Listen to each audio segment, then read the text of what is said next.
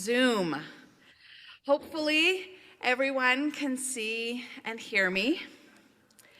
My name is Jennifer Irving, and I am the president of our regional council, at least for one more meeting.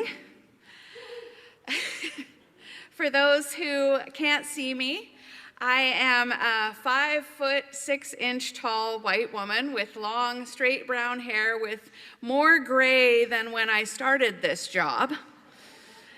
It's down to the middle of my back now, since I haven't had it cut since before I became president. Not that it's some kind of superstition or anything, not like certain hockey players who are trying to win the Stanley Cup. Go Leafs! And you might have something to say about how long it is tomorrow at the meeting. More about that later. I wear blue metal framed glasses. I'm wearing brown cords and a white short sleeve top with lace and flowers, and my black winter shoes. I am not impressed with the weather this spring. For those of you who can't quite hear me, please know I often speak verbatim from notes, so I can provide a copy on request for anybody who needs that. My prayer for this time together is that we might have an opportunity to deepen our connections with one another, whether we are online or in person. Since we don't have much business before us, this spring meeting offers us an opportunity to connect more deeply to who we are as a regional council and what we are all about. I want this time apart to be a sacred time of connecting and reconnecting with one another as we go about the ministry of deep spirituality, bold discipleship, and daring justice in our regional council in this centennial year of the United Church of Canada. There is so much that we have accomplished together. This is a time to celebrate that and to celebrate all that binds us together and inspires our dreams for the future. I'm hoping our time together will have a bit of a party vibe, if you know what I mean. But please know, if you need a break from the party here at Uniform, we have a designated quiet room. It's the Elgin room, and you're welcome to go there at any time over the course of the meeting. If you just need a break from the party, it's going to be party all the time. To facilitate that, I'd like to share the Wi-Fi password. It's at my own risk, I know, but it is capital S on the solidarity. So it's solidarity with a capital S and the number 20. Okay, so I know some people cannot be at a party without their phones. I took a picture last week of my mom and dad came to worship in Stayner, where I'm in ministry, and they were both on their phones at the table while my children were on the other side of the table, not on their phones. And I said, "Who's the screenager now?"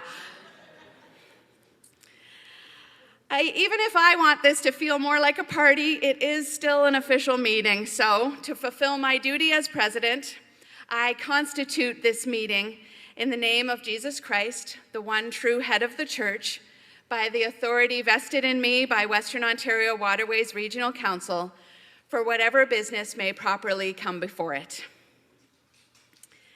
As we gather today, we take time to acknowledge the land upon which we gather.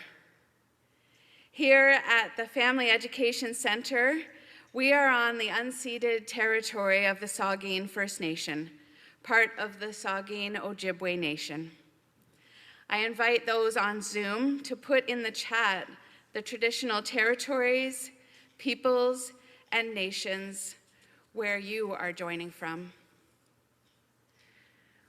We acknowledge that from time immemorial, First Nations people have walked on this land. Their deep connection to the land at the center of their lives and spirituality.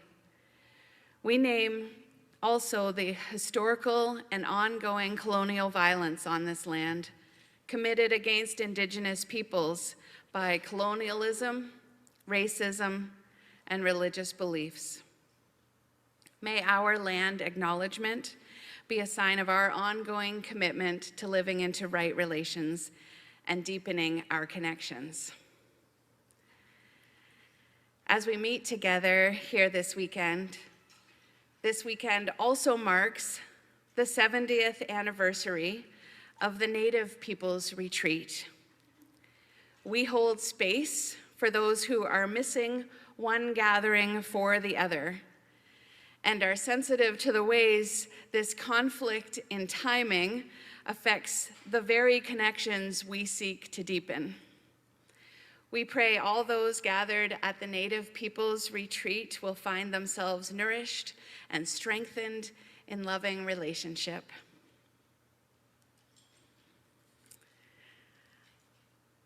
Now, I didn't check in before I started the meeting, but we've invited Brian George, the new Indigenous Ministries representative to the Western Ontario Waterways Regional Council Executive, to bring greetings to us on behalf of the Saugeen Ojibwe Nation. And I'm not sure if Brian is here. Has anybody seen Brian? You saw him out in the hall? All right. So we'll just give a minute to see if we can get someone to find Brian for us to bring us those greetings as we gather.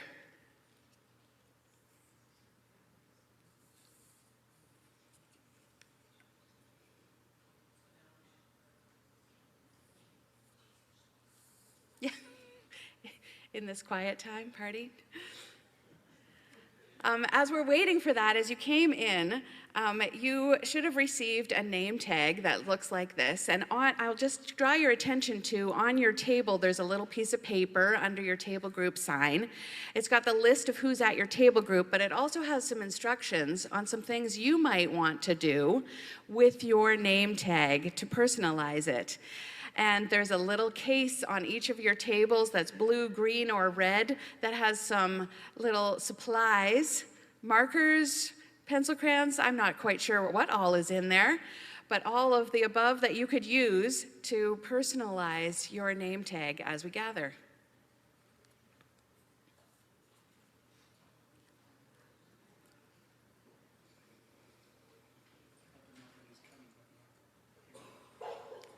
Shall we? Okay. All right. Shall we go forward with our opening motion? And then Brian can have some time to gather himself before he has to come straight up here.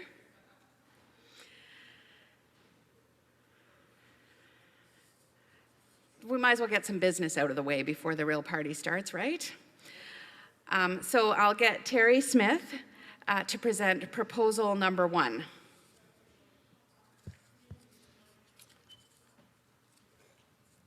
Okay, can you hear me okay? Have I got this close enough? All right, so I'm going to go through proposal number 1. It's in your workbook. It's the opening and procedural motion.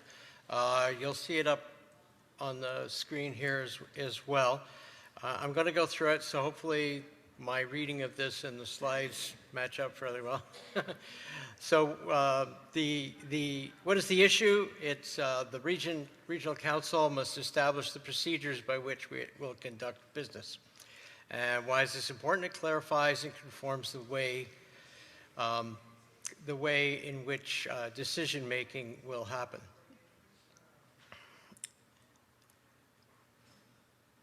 And hang on a second.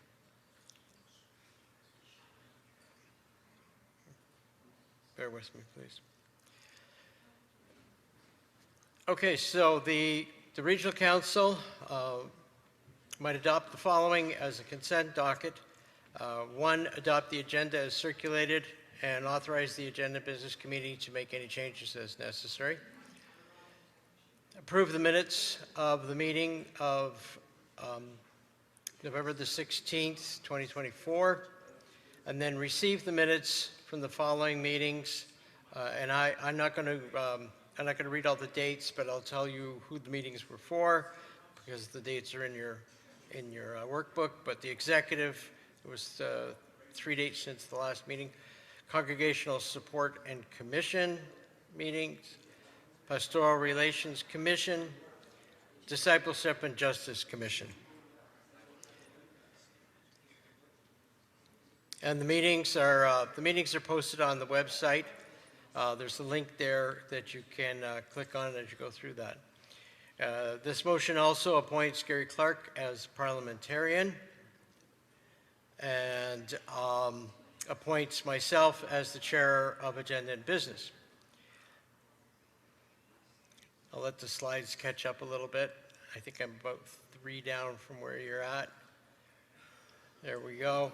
So we're going to name Crystal McGee and Beth Kerr to serve as equity support team members. And then we will name President Jennifer Irving, the chair of Agenda Business, myself, Terry Smith, acting executive minister, John Neff, executive assistant, Max Watkinson, and recording secretary, Don Blanchard, as the Agenda and Business Committee. Ann Harbridge and Keith Reynolds as chaplains. We'll set the boundaries of the meeting as the Zoom call and Unifor Family Education Center at this address. We'll make the designated representatives from any United Church ministry other than a congregation which has been invited to become a community of faith by entering into a covenant with the Regional Council, a member of the Regional Council for this meeting. Make all guests corresponding make all guests corresponding members. We'll set the deadline for new business to be submitted to the Agenda and Business Committee as of 11 a.m. tomorrow. There's a change to that particular line in your workbooks. The date time was incorrect, but it's right on the screen. Adopt the following method for dealing with proposals for action by the Regional Council. So in a proposal of step 1, the presenter will outline what is the issue, the suggested way in which the Regional Council might respond to the issue. Then step 2, the president will inquire if there are any questions for clarification. Please note that step 2 is for clarification only. Step 3, the president will ask if there are any changes or additions being suggested to the proposal. Using warm and cool signals, the Regional Council will seek to come closer to agreement on how to respond to the issue. And then step 4, once there is significant agreement, the president will invite the presenter to move the motion, at which point the Regional Council enters the formal debate process. So ends proposal number 1.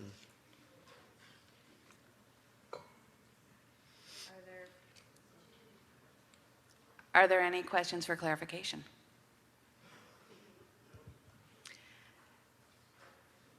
Seeing none. Terry, are you prepared to move that proposal? I so move. Can I call for a seconder? Oh, I saw Arthur Hill there too. Arthur Hill?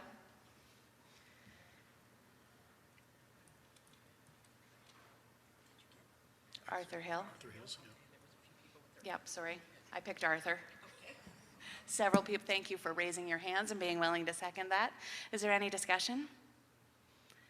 I'll call for a question. All those in favor? Oh, we have to wait for an on-Zoom poll as well. And those opposed?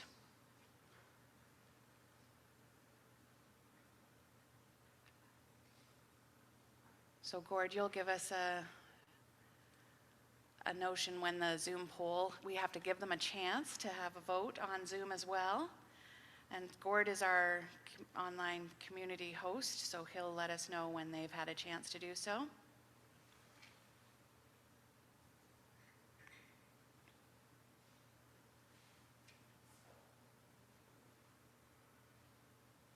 So far, 37 out of 37, but we've got 59. Oh, interesting. That is carried. Okay, thank you for that bit of business out of the way. I will now invite greetings from the Saugeen Ojibwe Nation from Brian George. Yep, sorry about that.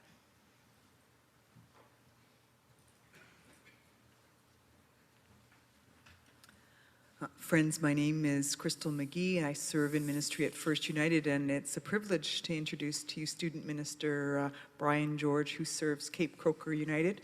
There's a lot more he can tell you, and I hope that conversations are part of what unfold in this time. Good morning, everybody. I've been asked to say something about land acknowledgement. So,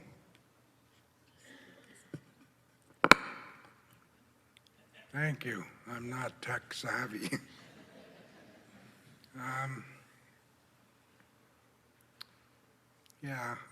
We acknowledge that these are the traditional lands and territories of Saugeen Ojibwe, which locally includes Saugeen First Nation there by Southampton and Cape Croker First Nation, or they call it Neoshingnaming now, there by Wyerton. That's where I reside, and as a student at Sandy Soda Spiritual Center in Beausejour, Manitoba, I'm right near the end to graduate. In fact, just yesterday I started negotiating to carry on with my master's degree, so I hope to hear more on that, and that's on the go right now. So we share these lands, traditional and I guess Ojibwe, although there's Potawatomi here too, because I'm Potawatomi, the lands, and we do it in a spirit of justice and reconciliation and participating, all of us, in land stewardship, and we walk in peace and spread the word of the triune God as far as we can. So miigwech. Thank you.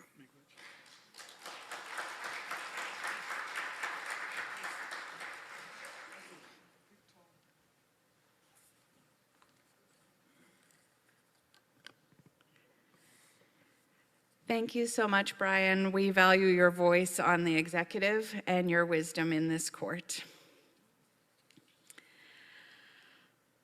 To facilitate making this a safe space for connecting and going deeper, we have put a few more people in place to help. Those of you on site will have met our hospitality team, led by Judy Zarubik and Liz Dillman in the rainbow shirts. If they're in the court, I'll ask them to stand up and give a wave, but they may still be busy greeting people and making sure everyone is getting here. They are in rainbow shirts, though. They're going to be helping find our way around here at Unifor, and they'll continue to be available to offer direction and guidance, help with luggage, and finding your way around the facility this weekend, including to the registration desk here at Unifor, where you can begin your check-in process if you're staying here at Unifor at the break. Okay. For those online, Gord Dunbar is in place as your Zoom community host to ensure seamless participation between Zoom and the in-person meeting. He's already been put to test. It was great.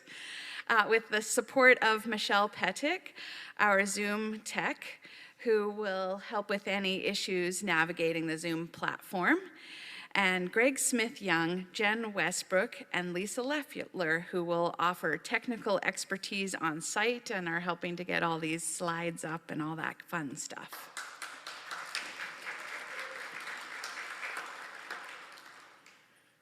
We also have chaplains who will be available throughout the meeting, and I ask them to be acknowledged by the court. Ann Harbridge and Keith Reynolds for those in person. And their contact information is on the slide. And although we don't have a chaplain on Zoom, those who are on Zoom can use the contact information for either of those who are here in person if they need and wish to get in touch for a need for pastoral care. Our chaplains and our hospitality team together will also be serving as friends of the court here in person, and they're going to be available just at the back 2 doors where there's the big double doors at breaks and before meals. So if you're here on your own and you're looking for someone to share a break time or a meal with, there's going to be a few people who might be available to do that you can seek out. So whenever we go on a break, they're just going to go straight back to those double doors there, and you can find them there. On your way to wherever you might go during a break or a meal time. Also, if you don't have time or an instrument to write down contact information or numbers, or you think, I'm not going to need that, we also have signs placed at the back of the room and around Unifor that have the names of those who are offering that support and their contact information on them. Now, up here on stage with me, our acting executive minister, John Neff.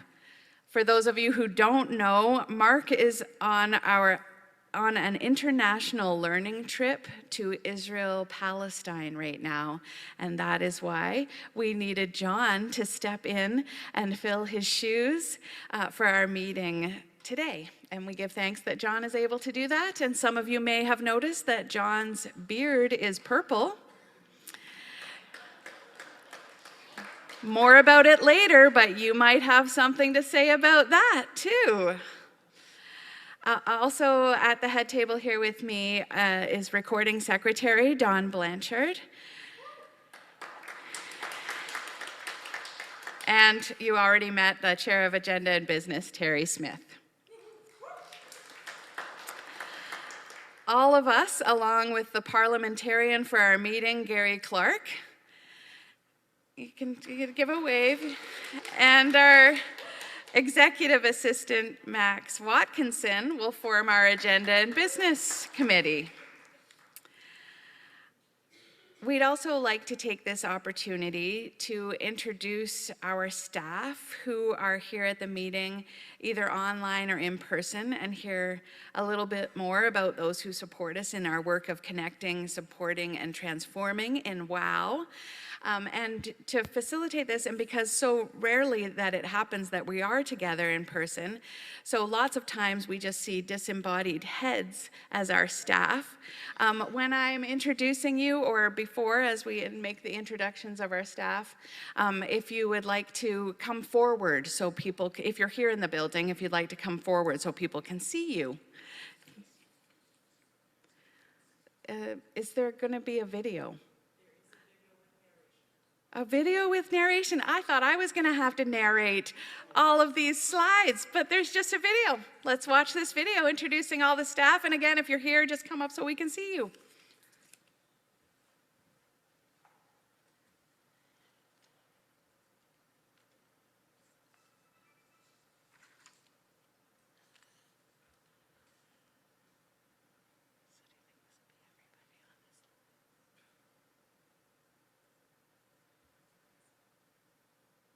There's no audio on this video.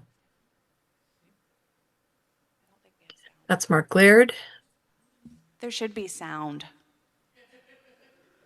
So we'll maybe restart this. I saw that there was supposed to be music. There's like a raise you up on eagle's wings or something.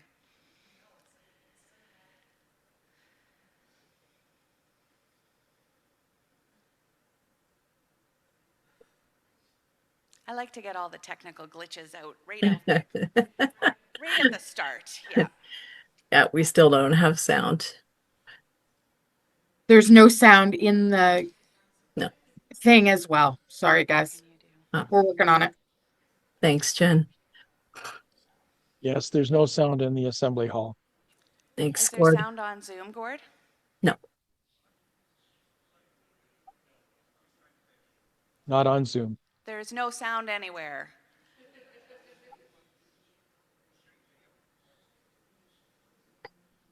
I can hear them getting it all sorted out up in the tech booth.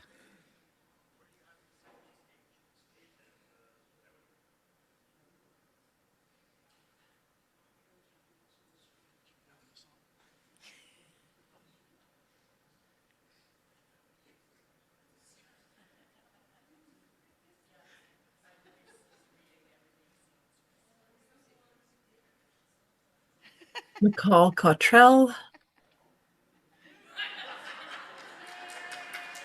I don't know what that was. The screen just went out here in the room. They're switching the computers around so that because there wasn't any audio output on the laptop that was being used. So we're Okay. figuring that out right now. Thanks so much, Jen. That's great.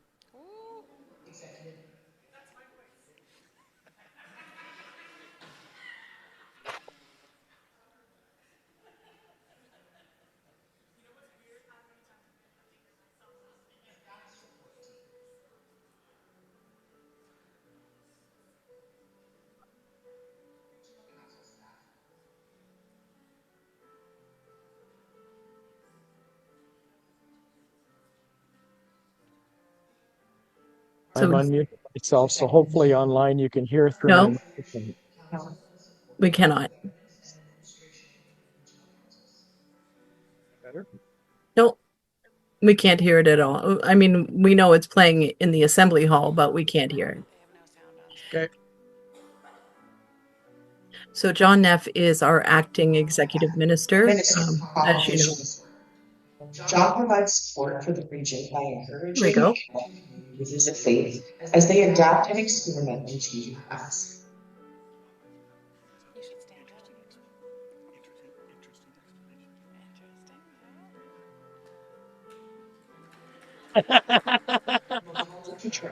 Minister Pastoral Relations.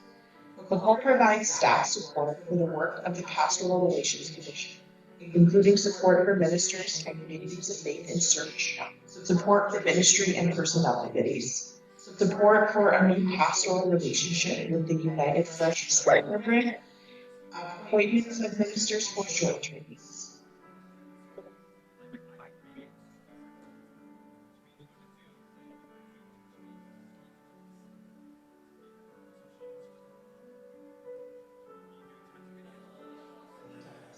Minister, faith formation.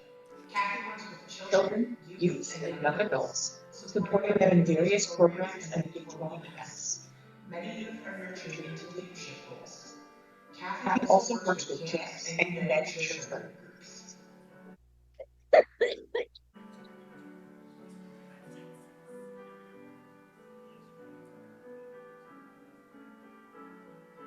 They're working on the sound. We'll get it fixed as soon as possible. Justice with the Minister of Social Justice, serving the missions and discipleship commissions and social justice ministries in the region. She also supports Indigenous and non-Indigenous churches in the region in the work of building right relations.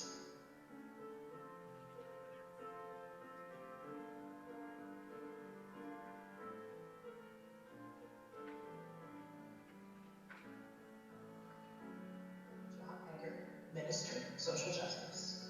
John encourages and connects communities of faith in their work and promotes social justice ministries.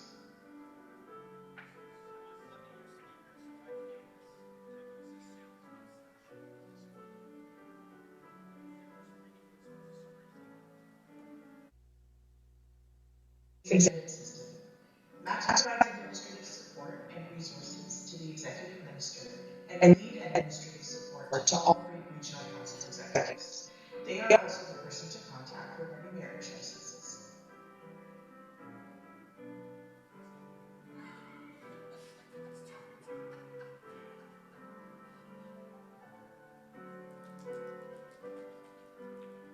Chris Ford, Administrative Assistant, Finance and Office Site Management. Chris works with various members of the finance team to process bills, travel claims, and documents for payment. She is also the on-site office manager to the building at Carlisle and provides resources to the Discipleship and Justice Commission.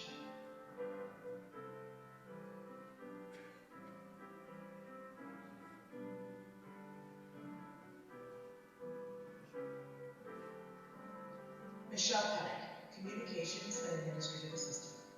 Michelle provides communications, administrative, social media, and website management support to the three regional councils. She also provides support to the Pastoral Relations Commission.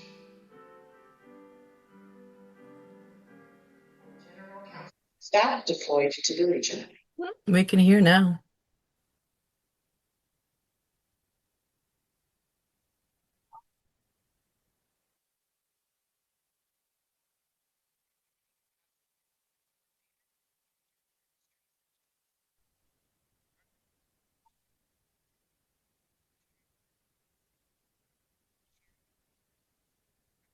Sorry, folks. So this is Martha Padonaquit.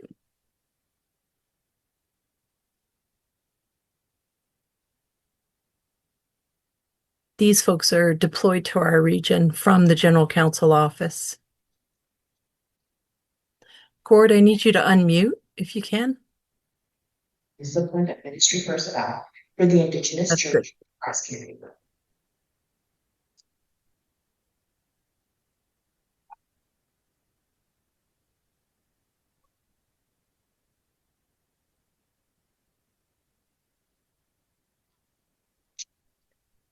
Congrega supports the processes for discernment and training of ministry personnel, their readiness for accreditation, education standards, and oversight and discipline of ministry personnel. Okay, we're getting some feedback. Quite a lot of feedback.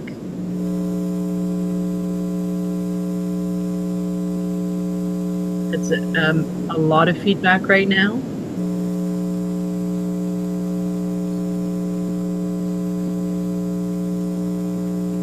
Consistent feedback.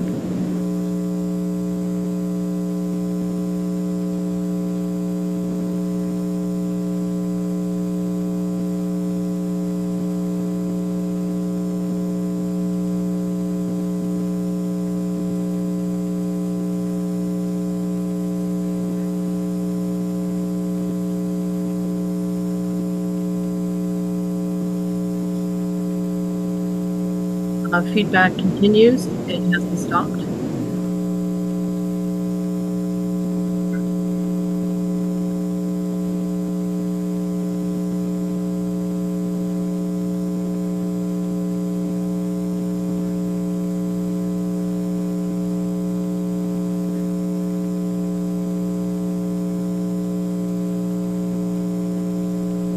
So these are faces of people that you won't normally see, but they work in the background, assisting us with the regional council work that we do. So we have a lot of interactions with these folks on behalf of community faith and work that needs to go deeper at the general council level.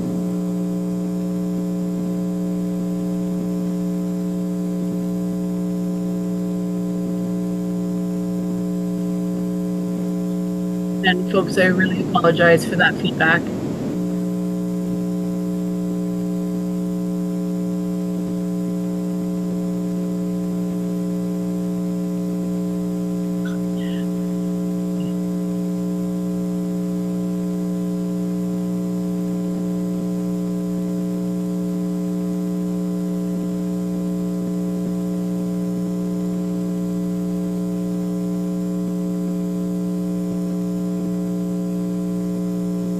Okay, now we have no volume.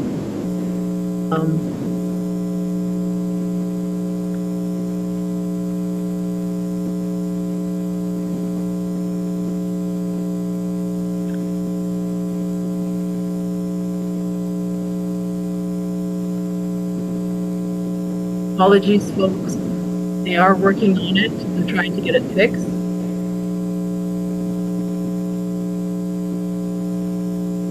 And I think right now is the brave and affirming statements.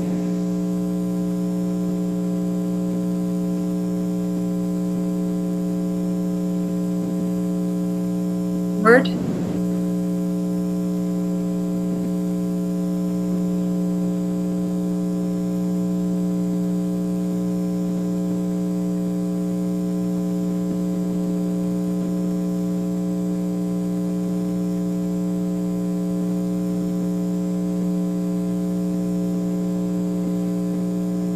Looks like Word's going to try and come back online again.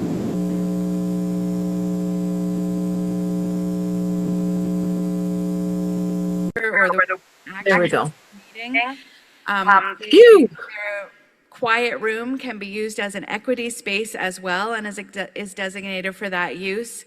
And I'm going to invite Crystal and Beth forward to lead us through the ways we will strive to be in community together that will honor diversity and promote inclusion and equity in this space. Okay, that's much better volume. Great. Jennifer, you've already set the tone with deep hospitality and patience and maybe good humor. Friends, we're going to invite you to find our commitment to community safety on page 6, or if you've got your tablets, there's a way that we enter into this commitment together, and I will lead part of that, and Beth will lead the second part. So we're not going to have you spell this out or shout it out, but make a commitment to it, and we've used some acronyms that express a commitment that we will make together in how we will be brave. Have you found where we're at? Okay. B. I'd like you actually to voice this if you have a voice and are able to read, and I'll lift up in voice for those who are unable to see it. Being accountable for the impact of both our words and our silence. R. Reflecting on and naming our own biases. A. Actively listening. V. Vocalizing questions that arise from our learning. E. Encountering new ideas with curiosity and wonder. And this is Beth, the other on-site equity person, and I'm going to lead us through some of our additional commitments. It helps at the beginning of any gathering like this to state what our intentions are, because if we're aware in our brain of what we are intending, then it helps us to live into them. And so our affirming ministry vision statement, which is also at the bottom of page 6, and our values are safety, sanctuary, and unconditional love. And so striving to be faithful followers of Jesus in our time and place, Western Ontario Waterways Regional Council will continue to remove barriers to participation in the life and work of the Regional Council and Society, committing ourselves to be open to the Spirit. Resisting all forms of oppression, we welcome and celebrate people of any sexual orientation and gender identity, and all others who are marginalized. The Regional Council, staff, executive commissions, networks, and members commit to working towards fulfilling the vision statement by doing these following 5 things. A, continuing to remove barriers to participation in the life and work of Western Ontario Waterways Regional Council. B, continuing to remove barriers to participation in society. C, committing to be open to the Spirit. D, resisting oppression. And E, welcoming and celebrating people of any sexual orientation and gender identity. And so if over the course of this meeting you have a concern, you've seen our faces and our phone numbers and email are on the boards at the back, and John is online and happy to do that for anybody who's on the Zoom community, or you can call our phone numbers as well. Also, I would encourage you, if you see something we do well in terms of living into our brave commitments and into our affirming ministry statement, that you might let us know that as well. We'll write a report at the end of this meeting, and sometimes it's just as useful to know that that worked well and that was very meaningful, so that we can make sure that we continue to do the things that are most helpful. So thank you for the time, and let's have a great meeting.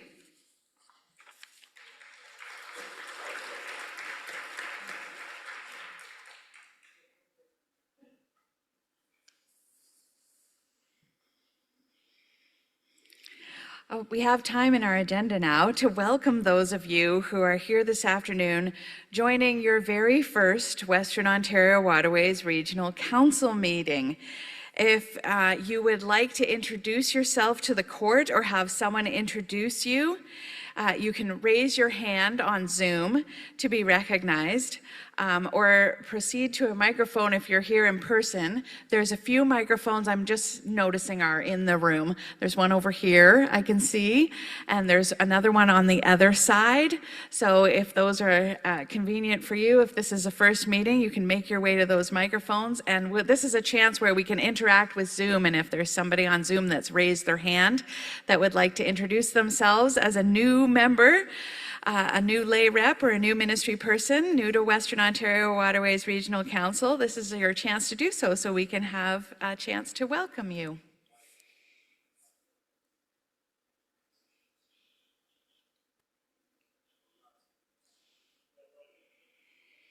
Hey, I'll recognize the microphone over here on this side.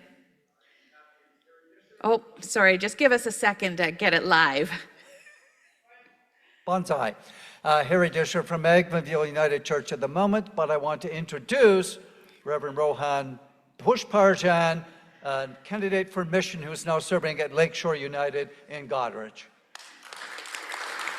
So pleased to meet you all. So it's been just a couple of months that I arrived in Canada, not only to the Western Ontario Waterways Regional Council, entirely to the United Church of Canada as well. So I came from India and arrived in the midst of one of the brutal winters that the Goderich had ever seen in the last 17 years. That's what I was told. So we are in Goderich, happily settled with my wife and my 5-year-old son, Samuel. He's in senior kindergarten. So for the time being, that's enough, I guess. Thank you very much. And so pleased to meet you all. Thank you. Now, is there a chance that we could get a camera for the people on Zoom to see the people who are at that microphone when they're speaking? Oh, it's happening. Good. Okay, I wasn't seeing that on our screen. I'm just seeing me. So I wasn't sure. All right, I'll recognize this microphone again, and then we'll go over here. Laurie Campbell, and I started last June in ministry at Mount Forest in Woodland Springs. So it's my first regional council, and last place I've ever been is a conference. So this is a new start.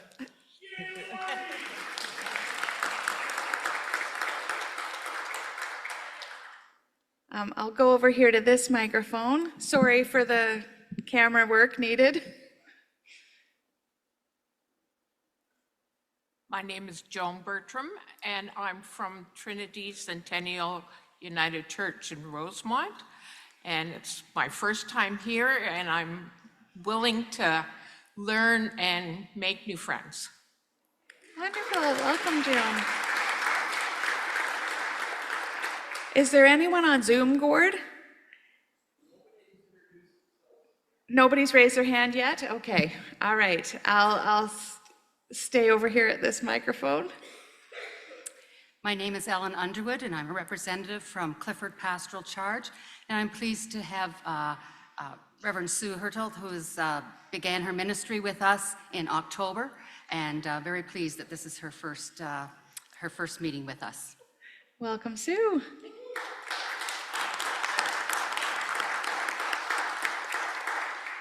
And I'll go back over here to this microphone again. Hello, Kathy Duggan, Drayton United Church Ministry Personnel, started in September. Nice to be with you. Wonderful. Welcome, Kathy. And back over here to this microphone. Good afternoon, everyone. My name is Daniel Reed. I'm an adherent at Westminster United Church in Whitby, but here with TUCC, the Toronto United Church Council. We have a table at the back with jelly beans, if you'd like to come and say hello. Oh, now it's a party. There's jelly beans in the house. Are there any others? Well, welcome to all, and we're very thankful for your willingness to connect in with the Regional Council. Each and every person gathered here for this meeting is important and necessary to the whole. So we're going to take some time in table groups and breakout rooms now to get to know each other more deeply. I'm inviting you, yes? Sorry, note from Gord. Oh, put up their hands.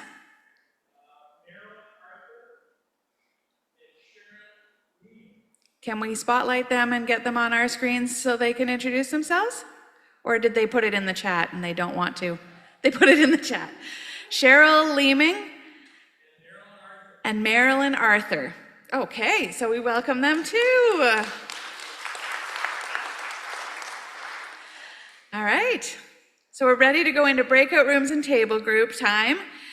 I'm inviting you in this table group time to introduce yourself with what you would add to a name tag besides your name that would help someone learn a little bit more about you. As those of you in person were invited to do by the little note on your table, and those online can do so just in your imagination. If you had a name tag like we do here in person, what would you add to it? Pronouns, home community of faith, your role, designs, colors, decorations, and why? What would make your name tag more than just a name for you? May this time together allow us to get to know one another more deeply, that together we might find new strength to be one body of Christ in the world. You have 15 minutes. I'm Roger, and I'm one of the Community of Faith Stewardship Support staff within the Philanthropy Unit. Hi, I'm Dave, and I'm team lead for the Community of Faith Stewardship Support team with the Philanthropy Unit. It's hope. Hope for a better future. Sharing. Transformational. Comprehensive.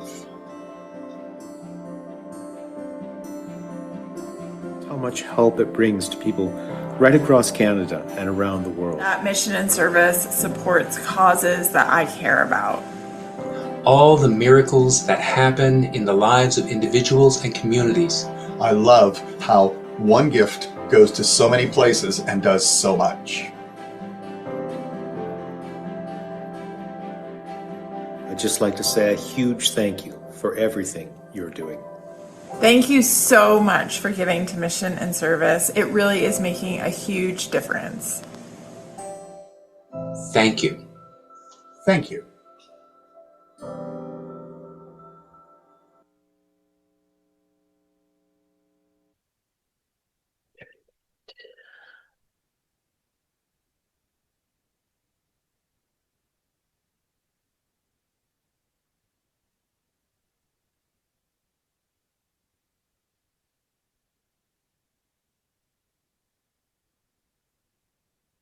We've got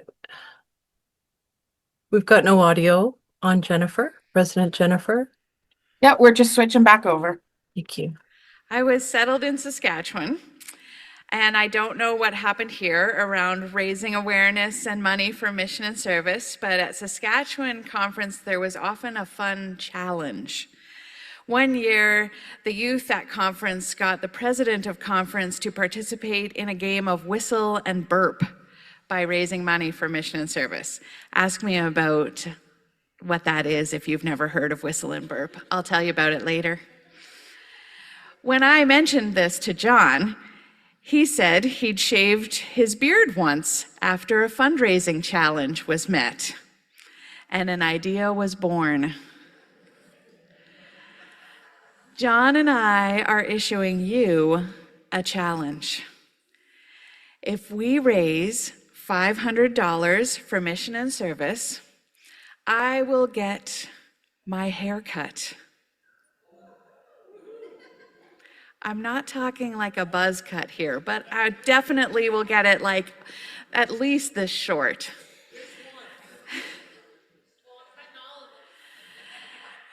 If we raise $1,000 for mission and service, John is willing to shave off his beard. He's even said that the person who makes the highest single donation can have the honors of doing the said shaving of his beard. I wouldn't want to personally. That would be a deterrent for me giving a large amount. but it does sound like a party to me. Just in case you think this doesn't tie into the theme, here's my pitch.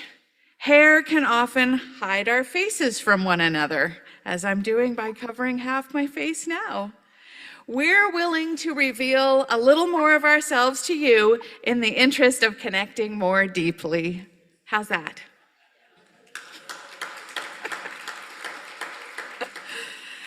Now the logistics. If you want to make a donation, you can use the QR code, and you can scan that QR code and make a donation online to Mission and Service, or you can make a cash donation in person to Brent Kaslik. I'm going to get him to stand up. Brent is WOW's trustworthy treasurer. He will either be in this room or he's helping in the book room display, which I didn't even mention yet, is down the hallway outside of this room. The Mitchell Resource Center is here and has a wonderful amount of books and stuff on display, and sometimes Brent will be there. I want to make sure you'll be able to find him at all times. Brent, did we get a camera on Brent? Not that people on Zoom need to know. For people on Zoom, you'll be making an online donation probably, and you'll have to report your donation to Michelle Pettick, and she's going to keep track. We're going to keep this on your honor, so everyone, don't inflate what you gave. You can make online donations here in the court as well. Lots of times I wouldn't even have cash on me if I came to a meeting like this. If you're like that and you want to make an online donation to see this man's face and my hair finally trimmed up, you can let Brent know the amount you made, and that way we'll keep a tally and we can report through the meeting when we've reached our goal. And as soon as we reach our goal, that's when the haircutting is going to happen. So if we've raised $500 by supper time, I will have short hair at Vespers tonight.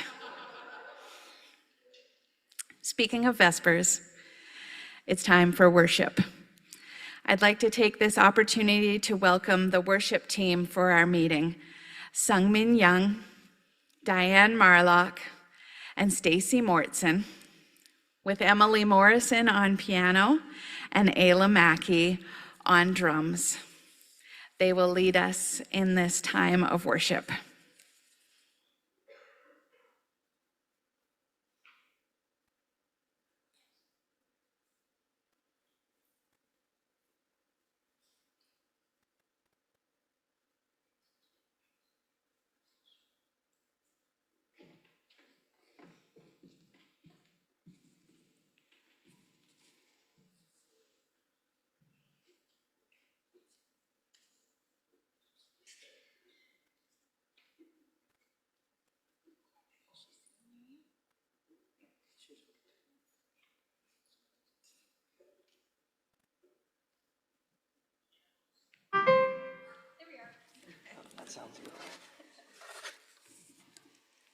Emily, shall we just begin with opening hymn? Okay. So the gathering hymn is More Voices.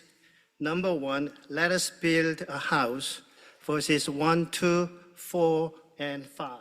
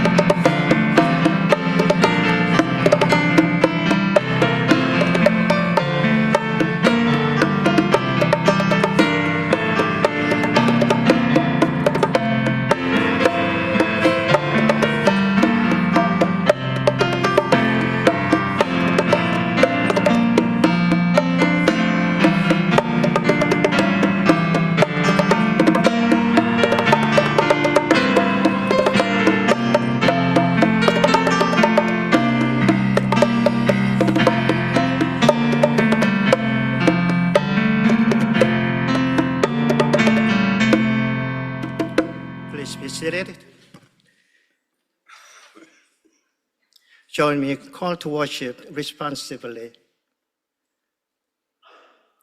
We are the church. We celebrate God's presence. We are the church. We live with respect and creation. We are the church. We love and serve others. We are the church. We seek justice and resist evil. We are the church. We proclaim Jesus crucified and risen, our judge and our hope. We are not alone. We are alive.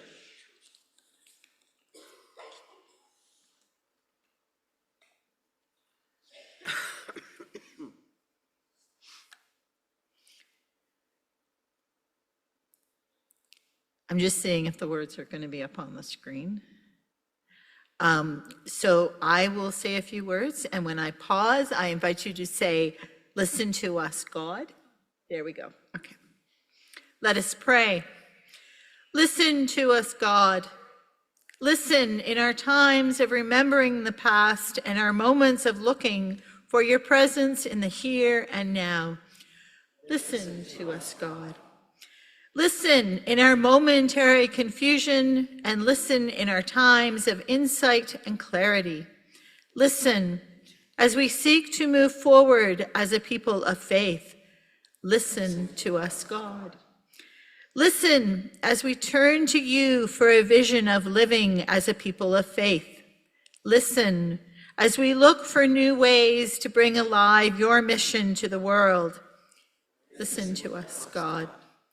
Listen when our voices grow quiet, and listen when we express frustration and anger. For only you can set us on the pathway that nurtures and comforts those around us. Listen to us, God. Then let us listen anew to the words of Jesus, meant to comfort and to guide. Our Father, who art in heaven, hallowed be thy name. Thy kingdom come, thy will be done on earth as it is in heaven. Give us this day our daily bread. Forgive us our trespasses, as we forgive those who trespass against us. And lead us not into temptation, but deliver us from evil. For thine is the kingdom, the power, and the glory, forever and ever. Amen.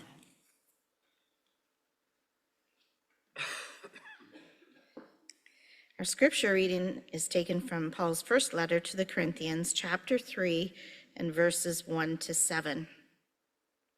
And so, brothers and sisters, I could not speak to you as spiritual people, but rather as fleshly, as infants in Christ. I fed you with milk, not solid food, for you were not ready for solid food. Even now, you are still not ready, for you are still fleshly.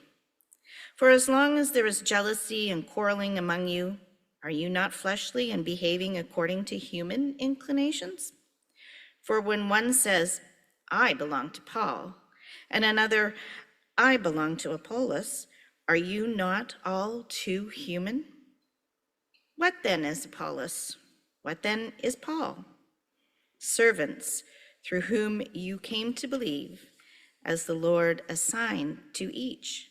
I planted, Apollos watered, but God gave the growth. So neither the one who plants nor the one who waters is anything, but only God who gives the growth. Hear what the Spirit is saying to the church.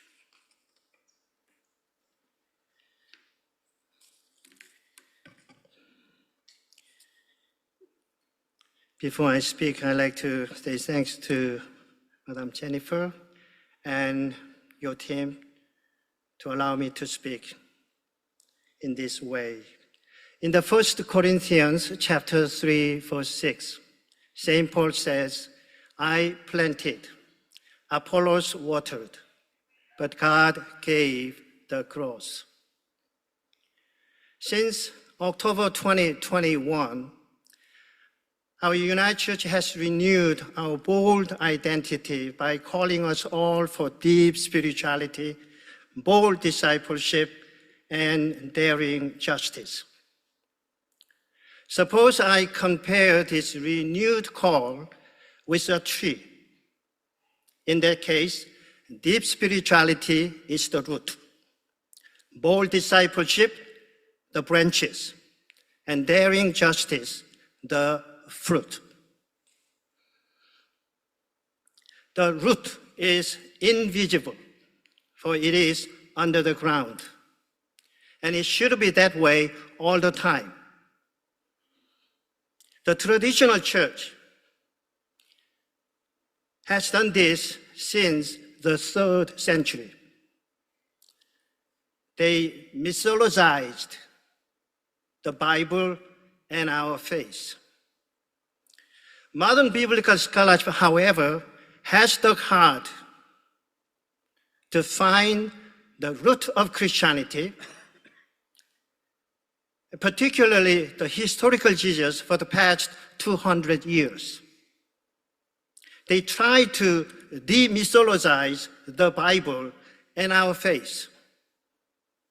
For example, when Reverend Bill Phipps was elected as our moderator in 1998, he had an interview with a newspaper and stated that he did not believe in the bodily resurrection of Jesus Christ. Do you remember that? It was sensational. His statement led both believers and non-believers across Canada for more than 6 months.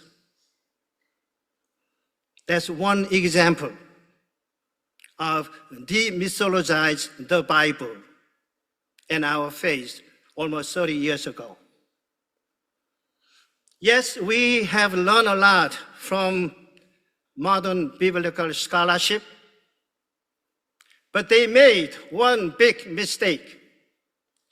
They forgot to cover the root with soil and water it when they left. Once the root is exposed, it gets drier and dies. So does our spirituality.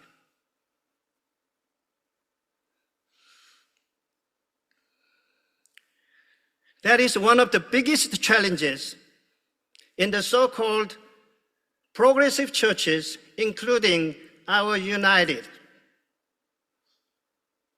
If you go to evangelical churches, they don't touch the root. They don't demythologize the Bible. So they believe as it is written and act like a baby. So their main food is milk, easy to swallow and drink and digest. But we, the Progressive Church, dug the ground and saw the root already.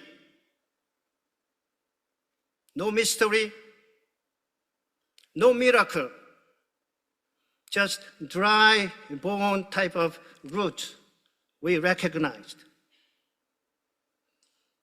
How could we cover the root with soil and water it again?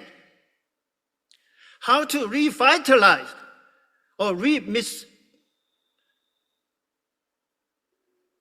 mythologize the Bible and our faith? That's the big assignment we are going to deal with. To revive the root, to revitalize our church.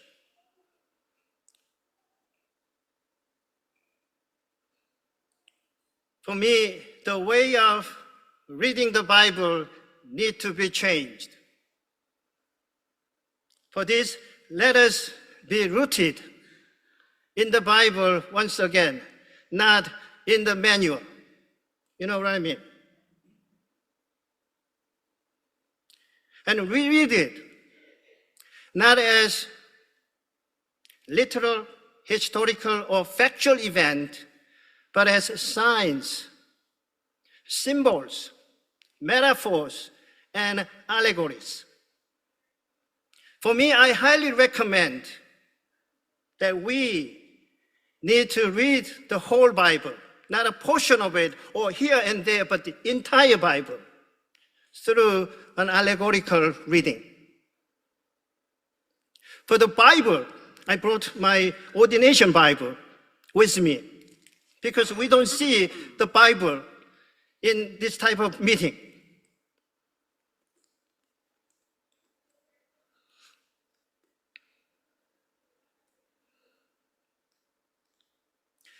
The Bible, my new understanding of the Bible is like a treasure box where treasures are hidden, codified, and sealed. Listen to what Paul says in the same chapter, verse 2. I fed you with milk, not solid food, for you are not ready for solid food. Even now you are still not ready, for you are still fleshly. He admitted that he treated his community of faith like a baby, needing only milk for their spiritual nourishment and body. What about modern and postmodern United Church people? Are we well fed, either with milk or solid food? I followed Reverend Bill Phipps. So I preached the same message on an Easter Sunday morning around 20 years ago. The result was miserable.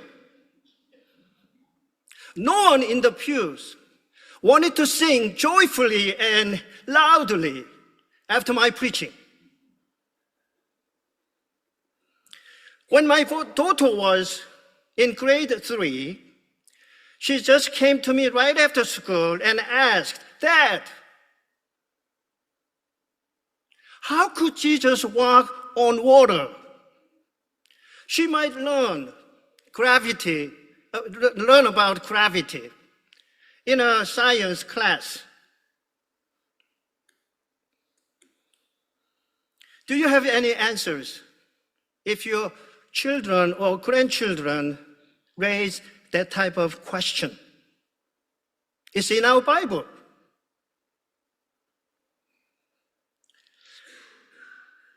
How do I cook solid food with good nutrition for my daughter, who already demythologized her faith and the Bible?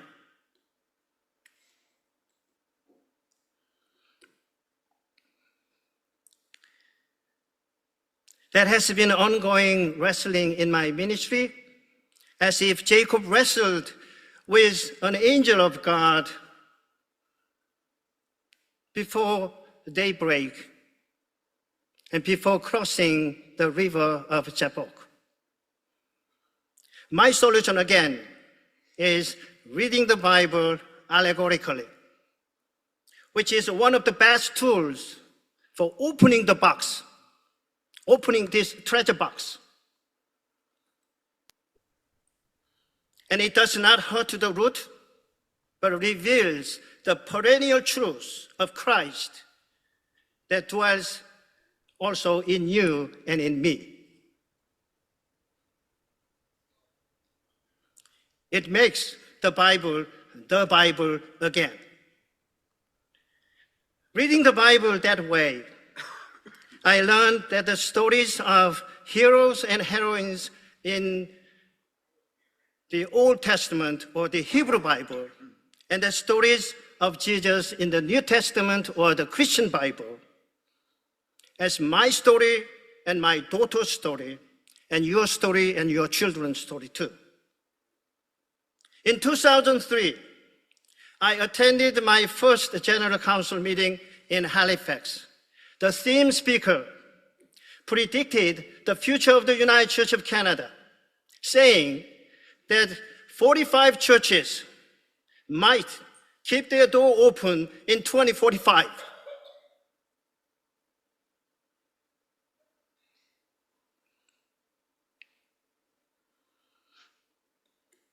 his prediction is becoming more and more realistic. Please raise your hands if your church will be one of 45 in 20 years. Thank you. Wow. I didn't expect. That's a good sign of this regional council. That's why your name is WOW. That's a good sign. I chose the United Church of Canada as my church 30 years ago. And I love this church as much as you do. So here is my hope, my dream, and my prayer.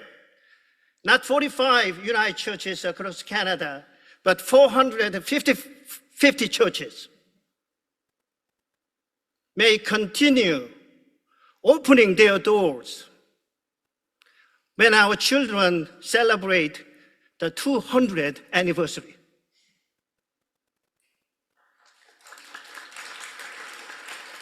How? How? If the root is alive, the tree of our church may continue bearing good fruit through our bold discipleship in Jesus Christ. The founders of the three churches planted the tree of the United Church of Canada 100 years ago. All we can do is keep watering it like Apollos, trusting that God will give it the growth. It's not our part. Amen.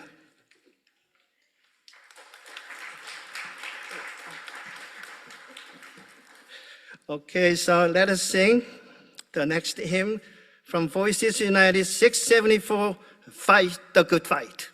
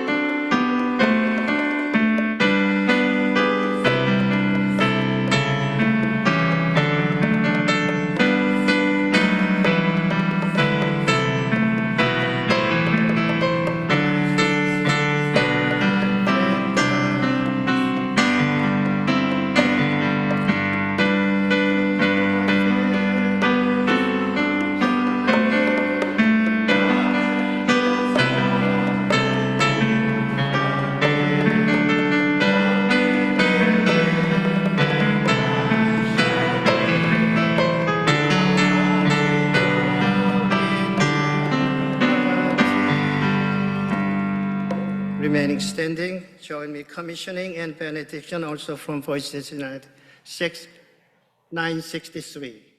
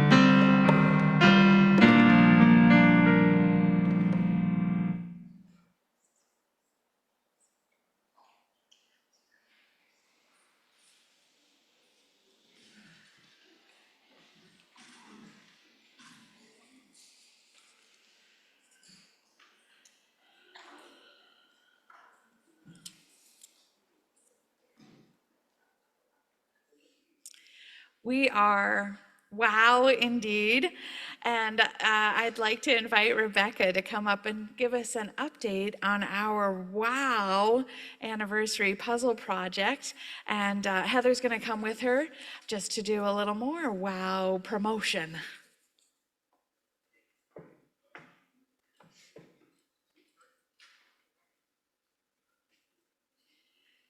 Good afternoon. I am Rebecca, or Becky, or Becca, anything but Roberta and Reba, really? I'm good.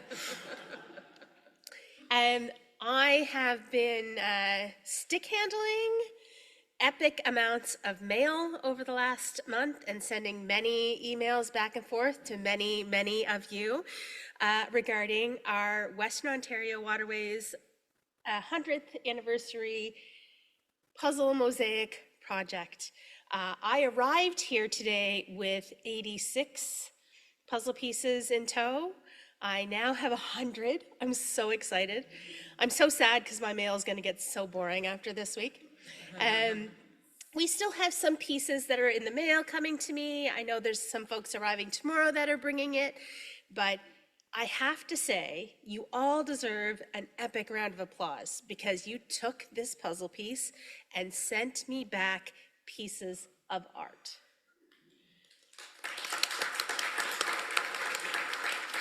One of the options this evening for workshops is to help me decorate some of the pieces that were never sent out. So you can see this border along here. Those just need to be decorated. They sort of sit outside of the border lines of the map. So I tried not to send them out to people because I didn't want anybody to say, why am I not inside the border? But I will happily, if anybody has got their craft itch on, want to come and paint, color, put stickers on some of the pieces that need, I have 38 pieces that haven't been given out yet or won't be given out because we have more puzzle pieces than we do communities of faith. I'm really hoping that the camps will take a piece and while they're hanging out with us this weekend, offer a piece to us, but I'm super excited. I'm gonna have to take this home to get it finished and put together. And then I'm hoping that it ends up in the regional office. So I'm Heather Leffler, and I'm part of the executive and part of the recruitment team. These are things that have gone on my executive. The recruitment team is Jennifer, Rebecca, and I. And we live in hope that you are dying to serve in our Western Ontario Waterways Regional Council.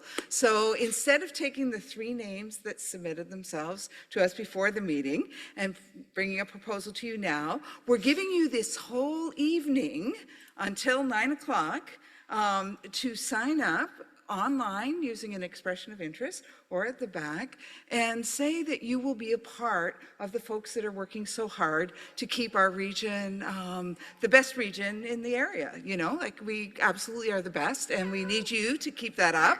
And so I thought the best way to show you this is to have the folks that are serving already stand up so you can see them. Their names are listed on the back. You can decide who you want to work with, but I'd like all the members of the executive to stand up.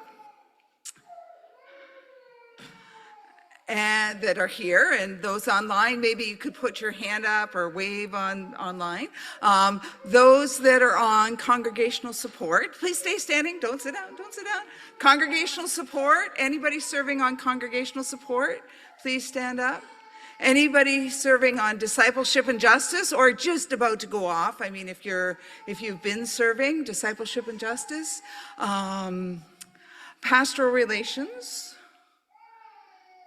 Pastoral relations, got a few folks there.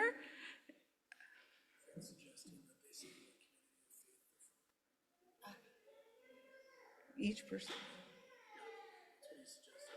Okay, I'm going to process that for a minute. Anyone serving at the National Church on candidacy board or through the Office of Vocations representing our region? Anybody serving on as a pastoral church supervisor?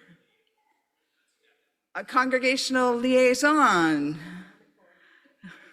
Okay. Anybody that I've missed that's serving somewhere else? Okay, this isn't everybody. Some of them are online, some of them are in other places, but these are the folks that are serving already. In order to serve you well, we need you to join us. I was Thanks, asked Jenny. to have you Thanks, each Deborah, say what Peter, pastoral Kathy, charge and you were Linda for your work. Thanks for raising your that hand. I came out appreciate that. online. Could we do that, President Jennifer, or? What folks, what do they want to do online with us? Okay, so I will say that I'm from Rockwood and Stone, since I'm standing here, and as we introduce ourselves, please do that so we get to know each other's pastoral charges. Okay, thanks so much to you folks and to all of you that are going to put your name forward before 9 o'clock tonight. Thanks, folks, for your volunteers work. We can't do this work without you. And there's a table at the back that has recruitment information on it and a couple of paper expression of interest if you aren't comfortable using the online expression of interest form to fill out. You can fill out one of those and just get it to Heather, Rebecca, or myself sometime before 9 o'clock tonight. So I'm happy to announce that this is a break time. So just before we head out on break, a couple of announcements. We've got, what time is it now, John? You know what? I don't know how long we have, but we are going to come back into meeting again at 4:20. Yeah, we have 20. So you've got from now till 4:20. This is a time to grab a coffee or a tea. They're over there on the left-hand side of the room or in your kitchen if you're here on Zoom. Check in with your peeps or check in at Unifor. So, oh, and there's cookies. Yeah, not just coffee and tea, but also cookies. I even wrote it on my notes. There's cookies too. Sorry for those on Zoom, but we can't provide cookies for you too. Gord's going to bring us. But for checking in here at Unifor, we're going to check in by table groups. So if you are at table 13, 12, 11, or at the staff table, you get to check in first. On this break is a perfect opportunity to check in. Liz and Judy are going to be coordinating check-in and taking you table group clumps by table group clumping. So we're going to do those 4 tables, and then we're going to go 10, 9, 8, 7, 6, 5, 4, 3, 2, 1, and the youth tables. That's the order. But Liz and Judy at the back in their rainbow shorts are going to coordinate. They're going to help you find your way down to register. There are displays to see in person here in the room and a book room down the hall. Reminder that at the doors of the assembly room, as this break begins, you can find Friends of the Court in our chaplains and the hospitality team, of course, who will be helping register. And I also have an announcement that the online donations to M&S is $645. So I guess when I come back from break, I'll have short hair. So the in-person donations in cash so far is 120. So it seems like oh my gosh, now it's a competition. We've got to make up some time. But look at Thank that. you, online folk. We've done John great. will be naked-faced for all day tomorrow. So enjoy your break, and I look forward to seeing you back here at 4:20. Okay, folks, take a break, walk around, go outside, get something to drink, and we'll see you back at 4:20. You don't have to leave the room. You don't have to leave the meeting. You can just keep your computer running. Turn off your video if you like. I don't have a bell that like rings through the whole building, but as we do gather people back, you may notice that a haircut has already taken place.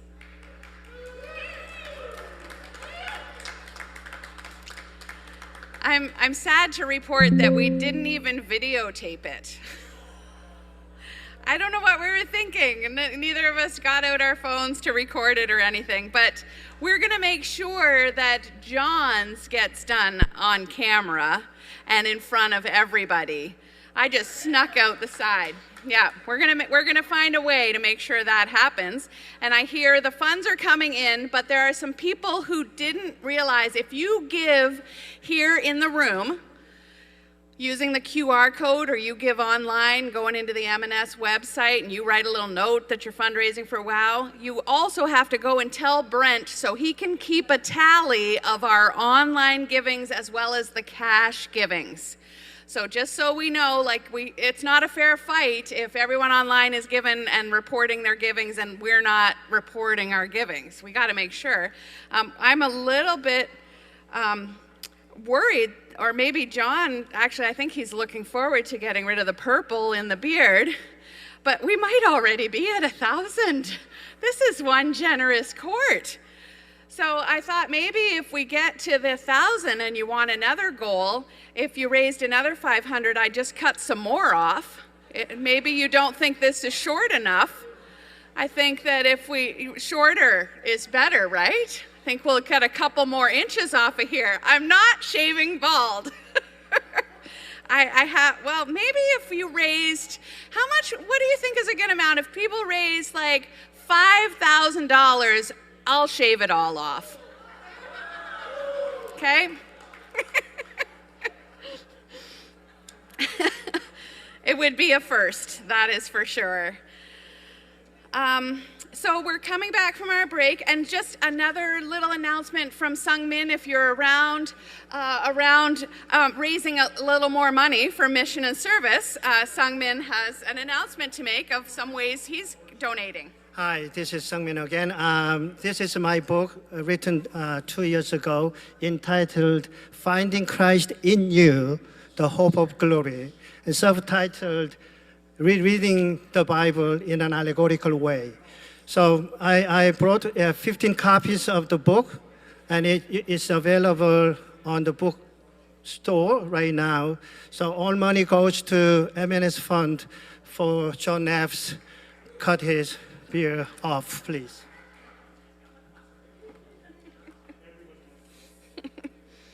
This is so fun. I'm so thankful for the ways that we're gathering together and sharing the joy. As we come back together, we're going to welcome you back with some greetings from our moderator.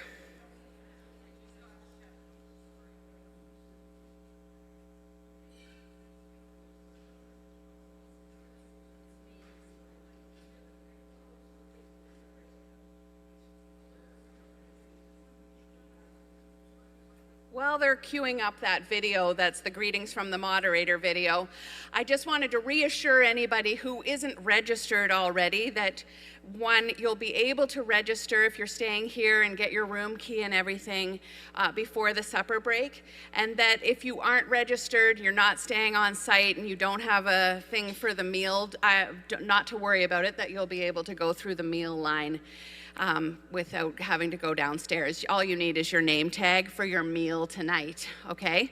So just some reassurance there. But if you are staying on site, you'll still be able to register and get your room key if you haven't done so yet at the beginning of the supper break. All right, now we'll be greeted by our moderator.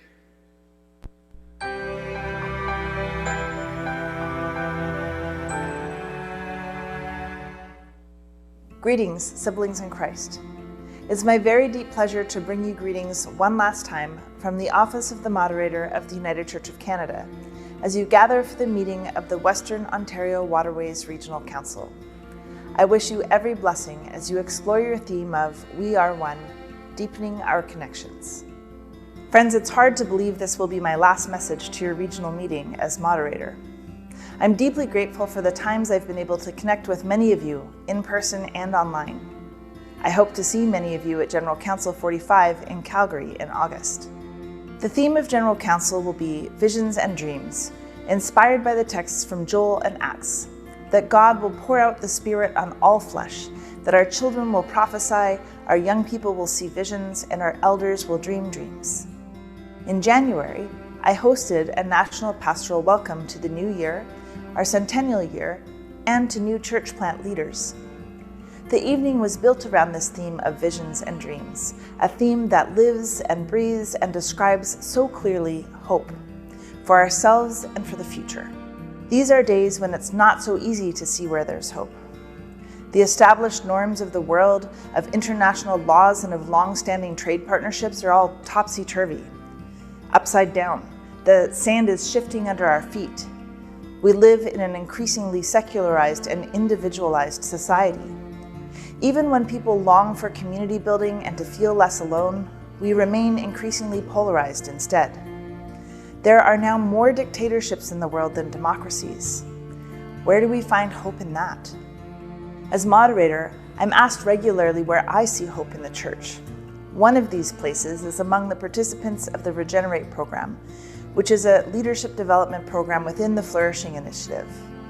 The participants are innovators and creative adopters of new approaches.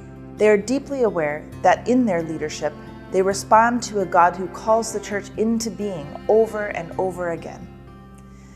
They are visionaries and dreamers. They are ideas people. I think you might be too. As you spend time together during meetings this weekend, also remember that you are conceiving something new. Imagine the church as it could be, as it ought to be. 100 years has brought us to this moment. The next 100 years belongs to you and to the visionaries and dreamers. Because we are all called to be the church. Blessings on your work and worship together. Blessings in your call to be a church of deep spirituality, bold discipleship, and daring justice.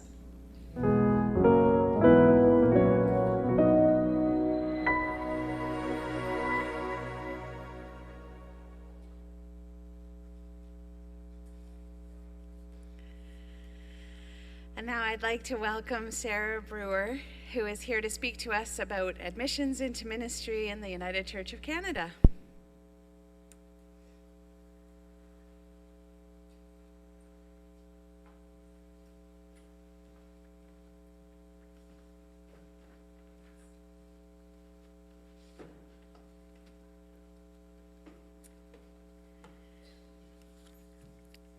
Hello, everyone. For those of you that don't know me, I am Sarah Brewer. My pronouns are she, her. And I serve as the program coordinator for admissions and recruitment in the Office of Vocation. And I am grateful for the team that I work with that includes Tanya. I was very nervous today, and she said, "What can I do to help?" And I handed her a script. So I want to start by thanking you all for the invitation to join you today to share some information with you about the admissions process within our denomination. When we speak about admissions, we mean specifically a process within our denomination that clergy from other denominations follow when they want to transfer their ministry credentials into the United Church of Canada.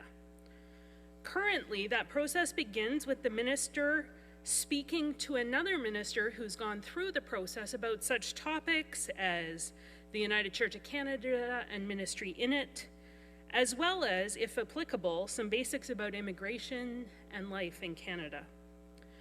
If both ministers agree that the minister should proceed, the minister completes a very thorough application package that includes, among other documents, a police records check, a letter of good standing from their denomination, seminary transcripts, their ordination or commissioning certificates, references, resumes, and answers to about 40 questions.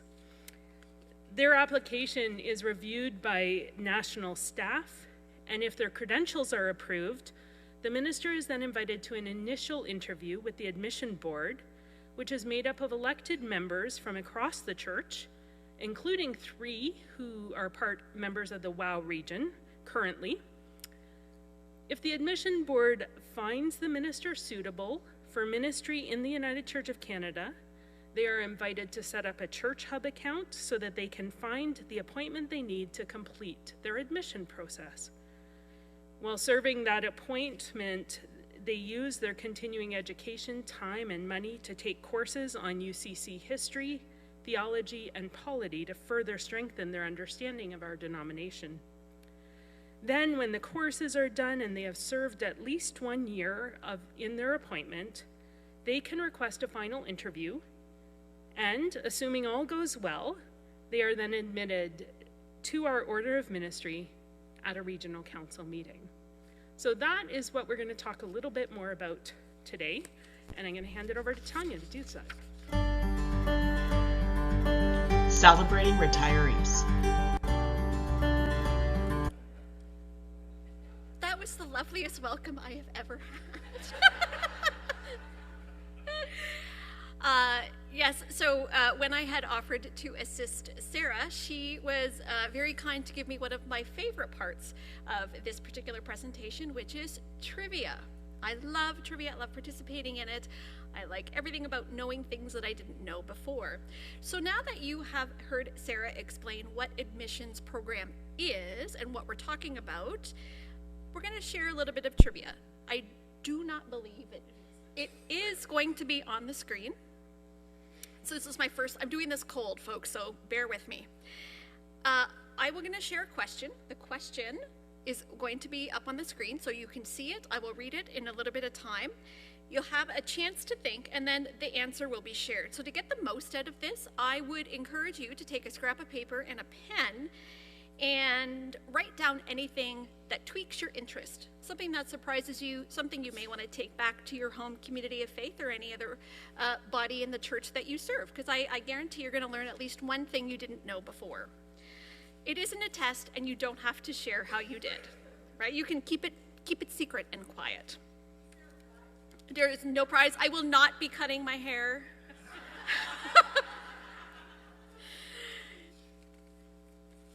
So the first question is, some of the 304 clergy, active and retired, currently on the roll of Western Ontario Waterways Regional Council, joined the United Church of Canada through the admissions process that Sarah just shared. How many would you guess? Of the 304, how many came through admissions? I'll tell you, I'll give you a hint. It is about 9% of this region's clergy have come through. Math is hard, right? It's 27. It's 27. Yeah. So 27 of the folks that are currently on the registry have come through the admissions. Okay. Next question. Clergy currently on the roll of Western Ontario Waterways Regional Council were admitted from 8 different countries. How many can you name? He was like, oh.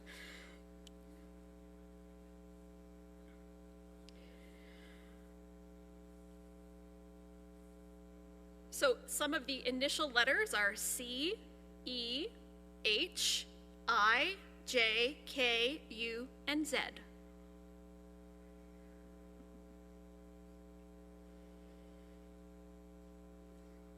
So Canada, England, Hungary, India, Jamaica, Korea, United States, and Zimbabwe. Okay. So how many are admitted? From what countries did they come from? Now we're going to talk denominations. So ministers currently affiliated with the WOW Regional Council have been admitted from 18 denominations. How many can you name?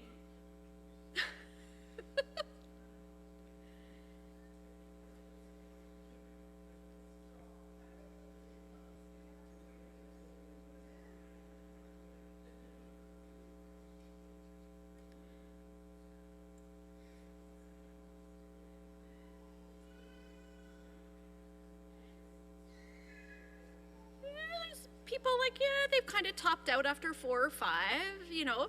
So we're gonna. This is them. This is them. If it might surprise you to see who's on that list, or it might not surprise you to see the denominations on that list. So we have the Baptist Convention of Ontario, Quebec, United Church of Christ out of the United States, Disciples of Christ, USA and Canada, the Congregational Church of England, Presbyterian Church in Canada, Presbyterian Church in the Republic of Korea, Roman Catholic Church, Hungarian Reformed Evangelical Church, Church of South India, United Methodist Church USA, Jamaica Baptist Union, Evangelical United Brethren, Evangelical Lutheran Church in Canada, and again in America, Methodist Church in the Caribbean and Americas, Presbyterian Church USA, the Reformed Church in Zimbabwe, and Mennonite. So in what year would you guess the first of these ministers, who are currently on the roll of Western Ontario Waterways Regional Council, was admitted to the United Church of Canada? I'm going to tell you, it's exactly 10 years older than I am.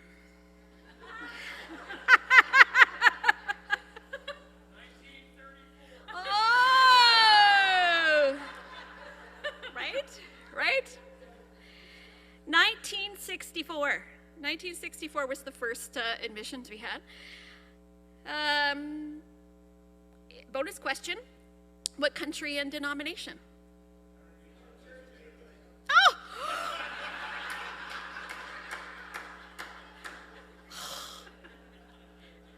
Okay, well, that was a gimme. It was a gimme. How many not yet admitted ministers are currently serving in an admission appointment or are waiting on immigration approval to start an appointment? This number does not include those already approved for admission this spring. So I think this one is countrywide, right? Countrywide, how many not yet ministers admitted are currently serving? Oh, so there, you're getting closer. 14 with admission appointments, and 2 are in WOW. Okay. So, how many ministers? This is the last question, and then you won't have to see me for a few minutes. How many ministers are currently seeking an admission appointment after having their credentials approved and being found suitable for ministry in the United Church by the admission board? So they've done the process that Sarah says up to, the credentialing has says, yes, go do the appointment, go find an appointment. So they're seeking, they've been eligible. Yeah. 44. Yeah, we have 44 ministers who are eligible, ready to serve. I heard a little bit of surprise there. Yeah. All right. So that wasn't a test, it wasn't a quiz. Well, it was a bit of trivia, but my guess is that nobody got 100%. And everybody learned something, as Tanya said. We're here today because of those 44 ministers that you just heard about. If you were here last year, you might remember Tanya mentioning them to you in her report from the Office of Vocation. Similarly, Moderator Carmen, and more specifically, she said that these are ministers who congregations won't hire because they have black or brown skin. That is reality.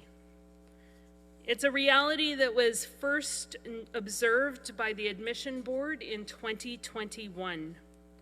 Having been at work together for 3 years by then, the late Diane Hope noted that we had found many ministers suitable for ministry in the United Church of Canada, and she requested an update on how they were doing in finding appointments. The staff went away and did that, and they brought back these numbers. 100%, 9 out of 9 white ministers with permission to search within the United Church of Canada had found and started an appointment, including some who had to immigrate from other countries, even beyond North America. So 9 out of 9 white ministers. By contrast, only 10%, 4 out of 40, racialized ministers seeking admissions had found and started an admission appointment in the same time frame. Further, while all of the white ministers had found and started an appointment within 10 months of their approval to do so, 15 of the racialized ministers still seeking one at the time had been searching for 3 or more years. Now, I don't know about you, but I know that this statistical reality contradicts the kind of person and church that I mean to be in the world. In response to these numbers, we naturally want to diminish their significance by grasping at other potential influences. And certainly there are some from time to time. It might surprise you then to know that the feedback after interviews of these 15 ministers who had been seeking an appointment for at least 3 years glowed with comments such as these.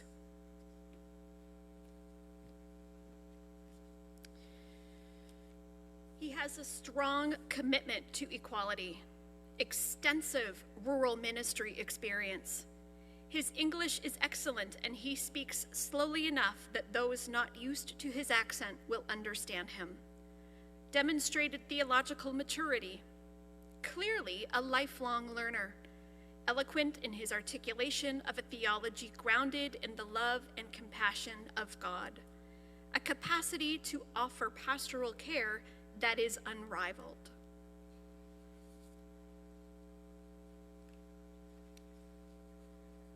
The educational qualifications of these ministers included 14 master's degrees, including one who had done theirs at MDiv at St. Andrew's College, as well as 3 ministers who had either completed or were working on PhDs. Further, each of these ministers would have come to us with at least 3 years of pastoral ministry experience, while 2 of them had as many as 24. I wish I could say that since this racial discrepancy was noted, churches across Canada have recognized the blessing that these ministers could be and offered each one of them an appointment. The good news is that 3 of those 14 who had been searching for more than 3 years were eventually offered an appointment. The bad news is that 9 of those ministers eventually withdrew from the process and stopped seeking ministry in the United Church of Canada, with one of them explaining it to me like this: I have applied to over 300 congregations and had only 2 interviews. I concluded that there may not be such a great need of pastors in Canada. I've applied to over 300 congregations and had only 2 interviews. I concluded that there may not be such a great need of pastors in Canada.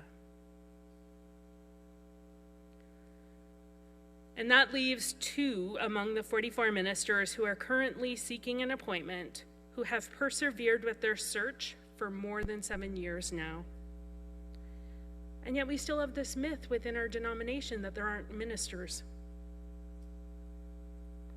In reality, given what I've heard from the ministers seeking admission appointments, I do not believe that there is a single full-time vacancy for which none of these ministers have applied. Here's a small sample of dozens of emails I have received from these ministers describing their experience of seeking an appointment among us. I have had 6 interviews since 2021. 4 of the interviews raised my hopes, only to be told I did not make it. Right now, I am confused. I don't know what I should do to find an appointment within the UCC.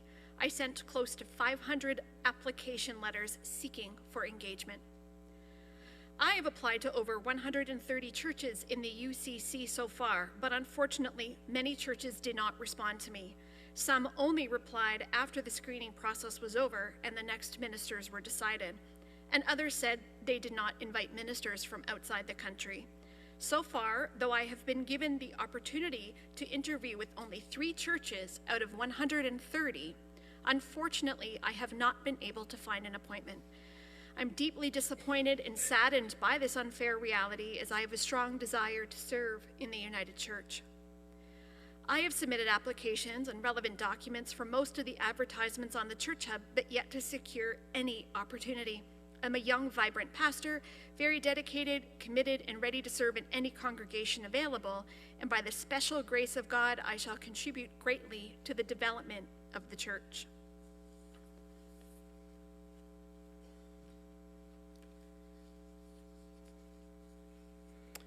It's as a result of that dynamic that the Board of Vocations stopped accepting new applications for the admission process at this time. But that doesn't mean that our work has stopped.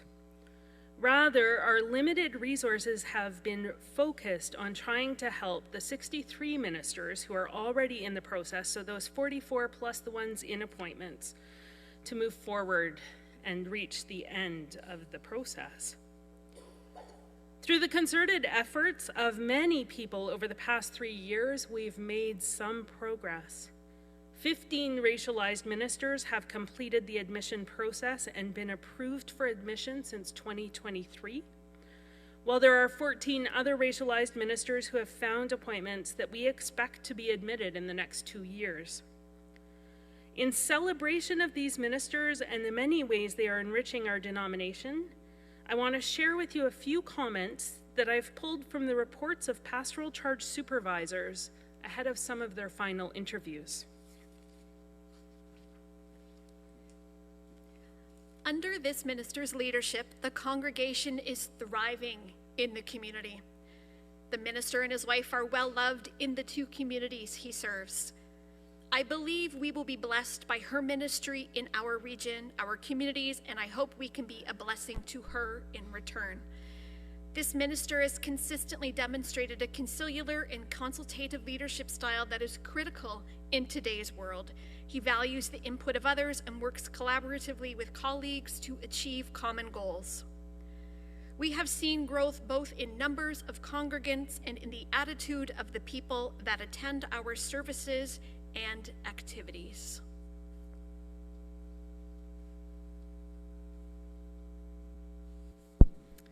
And yet we still have 44 ministers like these ones who are actively seeking admission appointments that they need to complete the process.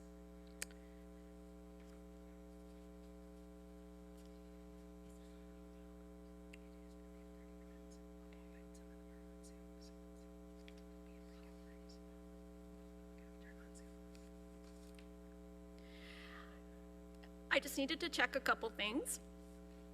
So Sarah and I have just shared a lot of information with you. And if I know anything about gathering together in regional meetings, one of the feedback that comes out of these is more table group time, please. So we are very happy to give that to you now so that you can talk about what you've just heard. So we're going to move into small groups. Those small groups are your table groups. If you are on Zoom, I understand the tech team knows what to do. And that's the extent of my knowledge around that. Yes, okay, yes, I'm hearing that is true. 30 minutes, okay, so for the next half an hour, we are going to ask you to consider some questions, they are on the screen, related to the information shared with you today. These will stay up during the 30 minutes. On Zoom, perhaps they might be in the chat or they might be at the top of your breakout room. I'm sure magic will happen and you will have access to those. If you are a minister who has come through the admission process, or if you are family of a minister who has come through the admissions process, we know this discussion will impact you differently than if you are a minister or a guest who is not part of the admissions program. So we hope that all of the small groups will live into the brave commitments that we made earlier this afternoon, but we are also going to remind you to remember that there are folks such as our chaplains, our equity monitors, staff, and ourselves if you need someone to debrief with during or after this discussion. Okay, so lots of folks available to help navigate this conversation.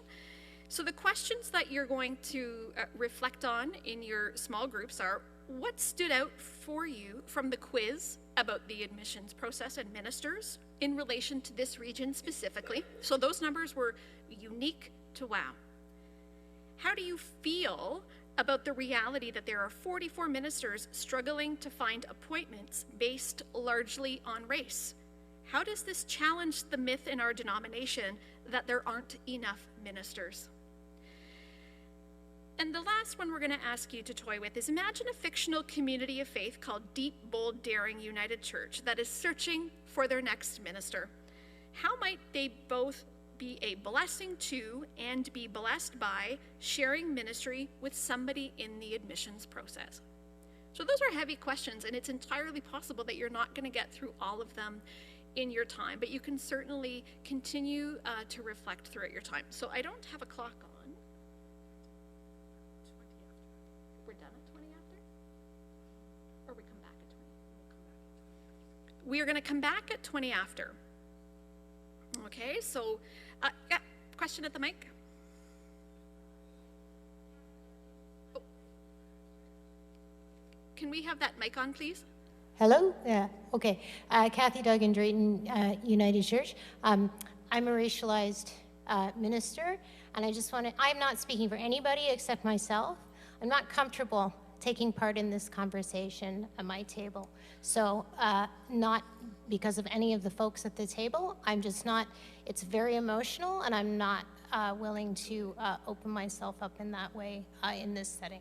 Thank you for, the last time we did this presentation, we offered that and nobody took advantage of it, so we pulled that option out, and I apologize for that. If you do want to absent yourself from the discussion in your table group and talk with others, or just take space to do what you need to do with this information, please know that that is okay. Thank you for bringing that to our attention.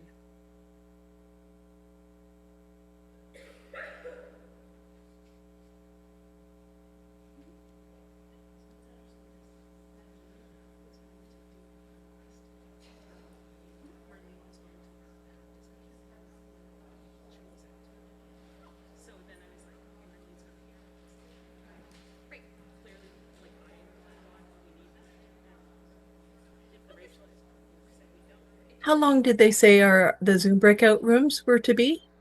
Until 20 after. 20 after, so to 5:20? Yes. Okay, so 26 minutes. Right. Here we go. I'm going to just set up those rooms now. Okay, thank you. Thank you very much. Options, and we're going to put this here for 25. And we create.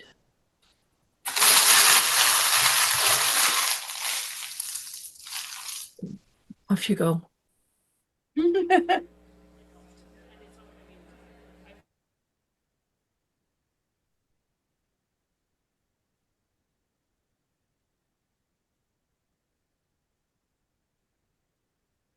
Great. Okay. Let's go. Let's find Unit 4. There we go. Okay, I'm going to spotlight it for everyone.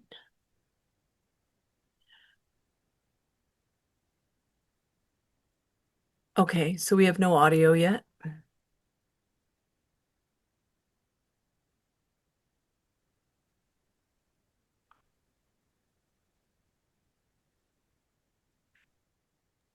I'm working on it. Thank you, Jen.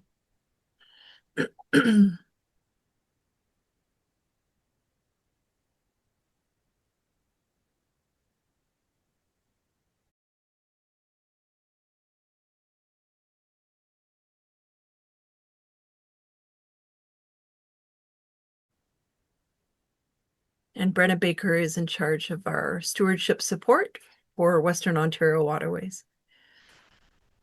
And she's running the workshop tonight called If I Had $1 Million. I'm going to post those links again for the workshops. The one for collaborative ministries is on this link. So you can just, you join the plenary link. It's the same one, but the Affirm Network link is different.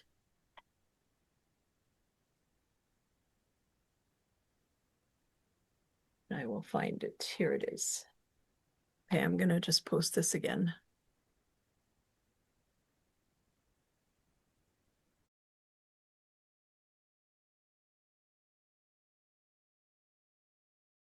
My daughter was baby Jesus when she was 4 months old.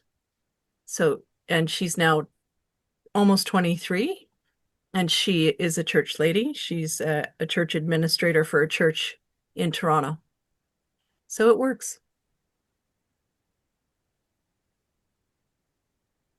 Okay, still no audio.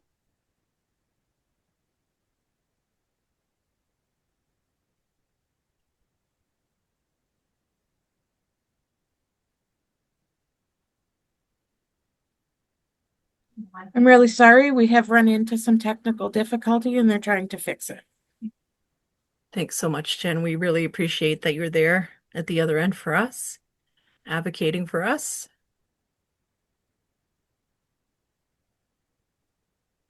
So currently they have people coming up and talking at the mics and just kind of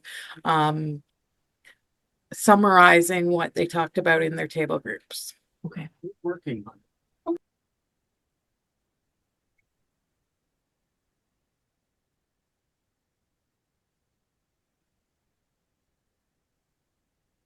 And that is the previous president of Horseshoe Falls, Robert Lawson.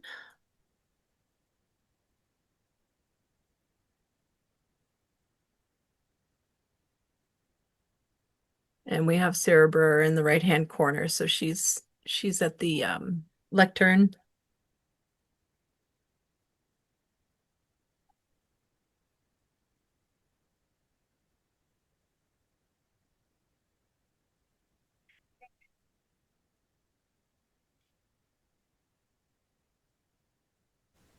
At General Council, There we last go. time I was at General We Council, can hear now. I've heard stories of churches in the northern part of Ontario, 3 churches, each 5 kilometers away on a highway like Highway 60, who haven't had a minister for 15 years because they're damned if they're going to share one.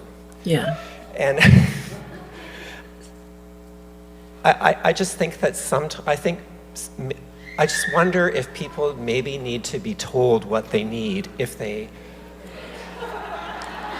are unwilling to realize what they need. So I just wanted to put that out there. The other thing, did you hear how quiet the room was when this was talked about? This is very traumatic, and this is not who we want to be as a church. And I guess the thing that just makes my heart go out is so many of these people who are coming from overseas are coming with trauma of their own. And to arrive and to go through all the hoops and then 15 years later still not have a job, that's just unconscionable. So people need to be forced to do what they need to do. Thank you. We have time for one more. Go ahead. Yeah, Sungmin Jung, Minister of St. John's in Alliston. I'm also from the same table 11. I'm here to support, Robert's idea, because I was the first person who came to Canada with a foreign student visa, and then passed through all the process, old traditional process. You must be 1 year full-time member of one church. And then they build a discernment process for 1 year. And then all interviews, conference interviews, presbytery interviews. And then they sent me to Chilliwack, British Columbia for 8 months internship. And then came back to ASD in Halifax for another final year study. But good news is the National Church has settlement process. It was not me to look for a new place in the middle of nowhere. The reason that I like to be settled in Newfoundland, not in Maritime Conference, was those my colleagues for 3 years at AST. They treat me as family. So, as a newcomer from South Korea, back then there was I had initiative to take to choose conference So I decided to send me to Newfoundland because my colleagues at AST treat me as friend. It does not mean, from other province from any time didn't mean bad. No, of course not. But particularly my colleagues from Newfoundland treat me as friend, as real person. So I thought if I was settled in Newfoundland, they treat me as their real minister. You know what I mean? That is racialized or different color, doesn't matter. So I was so blessed because National Church has settlement process and it sent me to Newfoundland to start my ministry over there. Thank you, Saugeen. So I'm actually really glad that your table brought up that suggestion, because this workshop emerged out of the pause on the admission process so that we could precisely try out a settlement process based on that old model, and it didn't work. We had 5 ministers, we needed 5 congregations, and we couldn't find 5 congregations. 5 ministers, 5 congregations, 1 minister is in place, 1 is pending immigration, and we still have 1 searching and 2 have withdrawn. So even that didn't work, which is why this is still a topic we're talking about. I want to thank you for engaging in this. As people have said, it's not an easy conversation. It's not who we want to be. I want to thank you for sharing it with me. This is what I do every day in my ministry, and I carry this. And today you carried it with me, and I am really grateful for that. There are people out there who want to come and serve us. God is calling them, and we need to respond, and I hope we will. If you want to respond, I want to leave you with a few ideas that I think the tech team are going to throw up on the screen. Mention this presentation in your report to your congregation if you're making one. When you hear the myth that there are no ministers, tell people about the admissions program and what you've heard today. If you know a church that's seeking a minister, make sure the search team has an idea of what you've learned. Most importantly, pray. Pray for the 44 ministers who are seeking appointments, and that our search teams would have the courage to consider them. You can also watch for volunteer requests when we need people to serve on the admission board. And you can keep my email address handy and contact me if you want more information about the admission process. If you have questions, I will be here all weekend, and I'm happy to talk to you over the next 2 days, or you can use that email address and reach out to me. Thank you very much for your time this afternoon.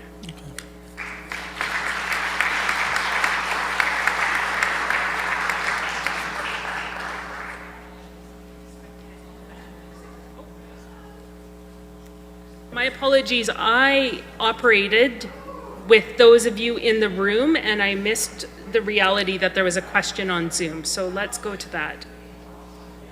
It's over here. Hi. Thanks.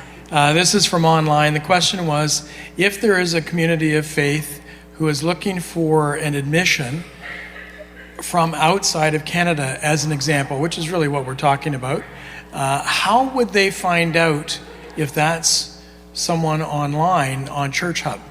So the search team would have access to Church Hub, and they would look on there, and if the minister that they are speaking to, if their name is on Church Hub, then they are in our process and they are good to go. And I don't think that's quite the question that was being asked, so I haven't phrased it very well, is that if they're looking specifically for someone who is a newcomer, for example, in the admissions process, would that information be available on Church Hub when they're going to look on Church Hub for prospects to interview? It would not be. There's not a way that I know of that's marked in any way, because we have them searching as ministers like any other minister. What I would say is that that person could contact me, and if they would like some suggestions, I can certainly point them to the people who are searching. Thank you very much. Yeah, you're welcome.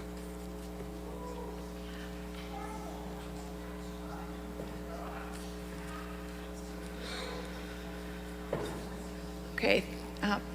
Thank you so much for that presentation, for helping us to go deeper into the reality of our admissions process right now in the United Church of Canada, and our complicitness in what is that reality. As we seek to deepen our connections with one another, it strikes me again how important it is to get beyond the labels and into the relationships with people and with one another, and what important work that is. So a couple of announcements before we go for supper.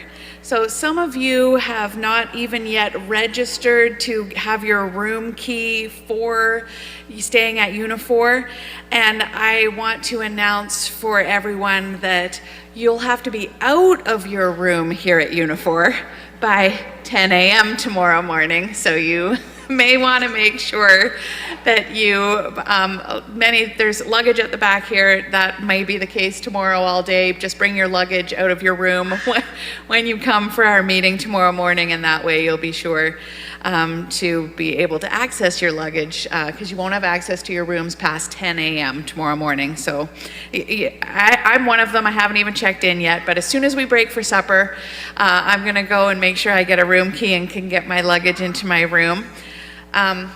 Judy.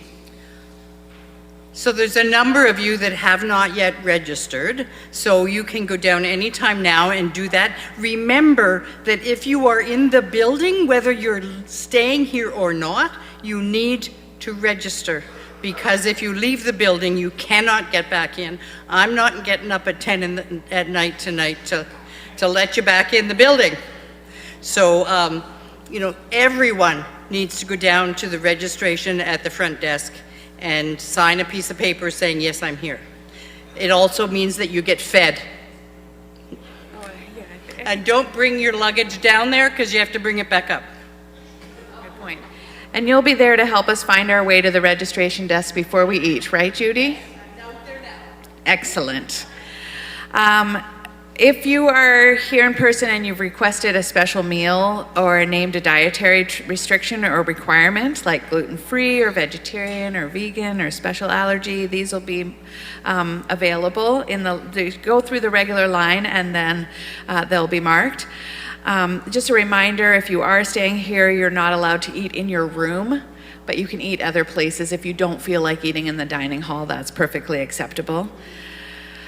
The Friends of the Court will be at the doors for people if you want to have someone to eat with and you're here on your own for this meeting. Following supper, we're going to be joining in workshops, so I also just want to remind you about that before we say grace. So in person, the stewardship workshop, If I Had $1 Million, with Brenna Baker's in the Bob White boardroom downstairs.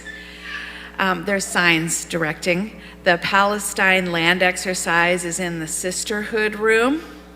There's the bracelet workshop in the young workers room, which is also, haven't been mentioned yet, but our youth room. There are youth here. You will probably see them at supper time. And we're very excited that the youth are participating in our regional council meeting and will be here tomorrow morning to lead us in a theme time that has been designed by the youth for us to help us to go deeper in our conversations and our connections with one another. So I'm looking forward to that. And there's also going to be what Rebecca mentioned about working on the puzzle and doing crafting, and also games for people who like to play games in the Freedom and Friendship room downstairs. So those are for in-person. Hybrid, back in this room, is the collaborative ministry workshop. And so that'll be For those on Zoom, you would just use this main meeting link that you've been using. And then there's also an online-only gathering, but if you're here in person and you brought a computer and you want to join it, there's an Affirm Network gathering, and there's a Zoom link in your agenda for that. You can see them all there. Lovely. I was wondering if we have an update, Brent, on what has been raised for our little mission and service challenge before we go out for supper. Does John need to shave his beard?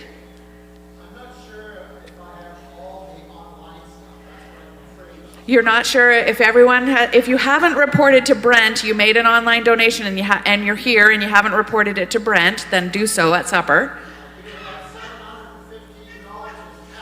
Holy cow, $715 in cash? I'm starting to get worried I'm going to have to shave my head. Combined with the $645 from earlier, it's $795 online now. You know.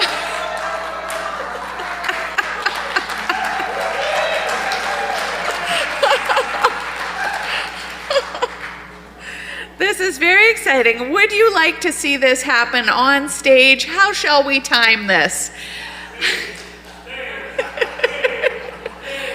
Shall we do it right before the collaborative ministry workshop, John?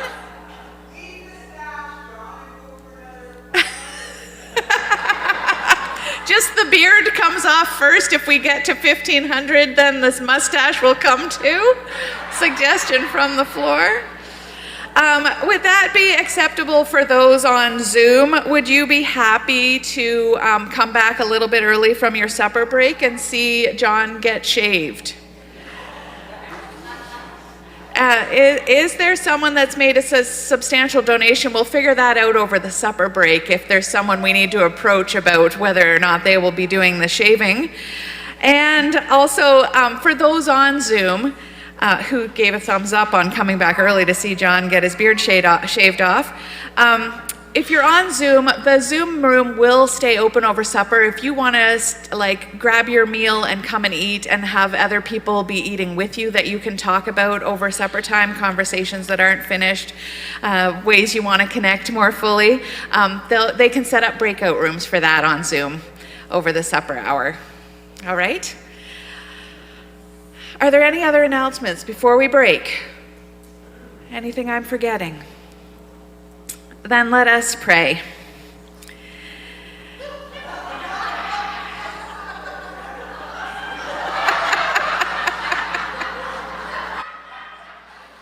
I wasn't expecting, if everyone's wondering why they're laughing, how much money to see some legs shaved just came up on the screen. Are they talking about you, John?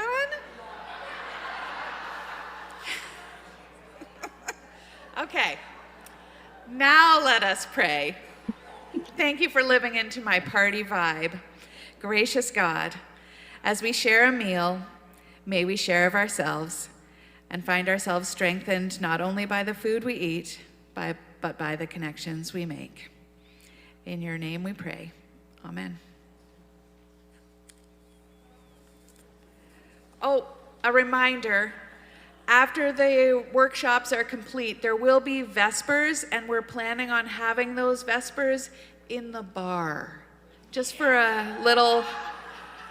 So those will start at 8:45. It's just a short time of worship before bed. So 8:45 to 9 will be Vespers in the bar.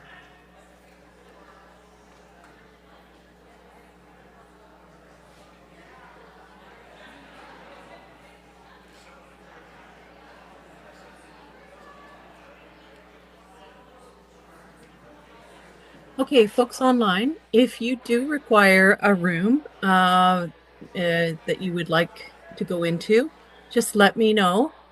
Just type it in the chat and I will make a breakout room for you. Otherwise, just keep your computer on. You see John Neff get his beard shaved at 7 o'clock, I guess. Have a good supper. Thank you so much for spending the time with us since 2 p.m. today. And if you're not doing a workshop tonight, we'll see you tomorrow at 9 a.m. on this same link. If you're doing the Collaborative Ministries workshop tonight, it's on this link. If you're doing the Affirming Network workshop, it's on another link. And I'll just post that one more time in the chat.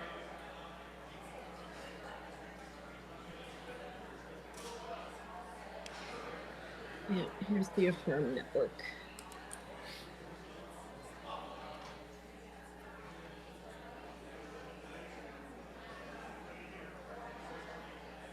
There we go.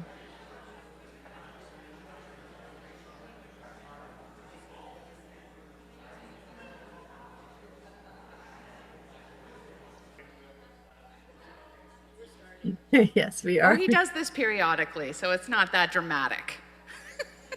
But how long is it, John? How long's it been? Yeah, I did it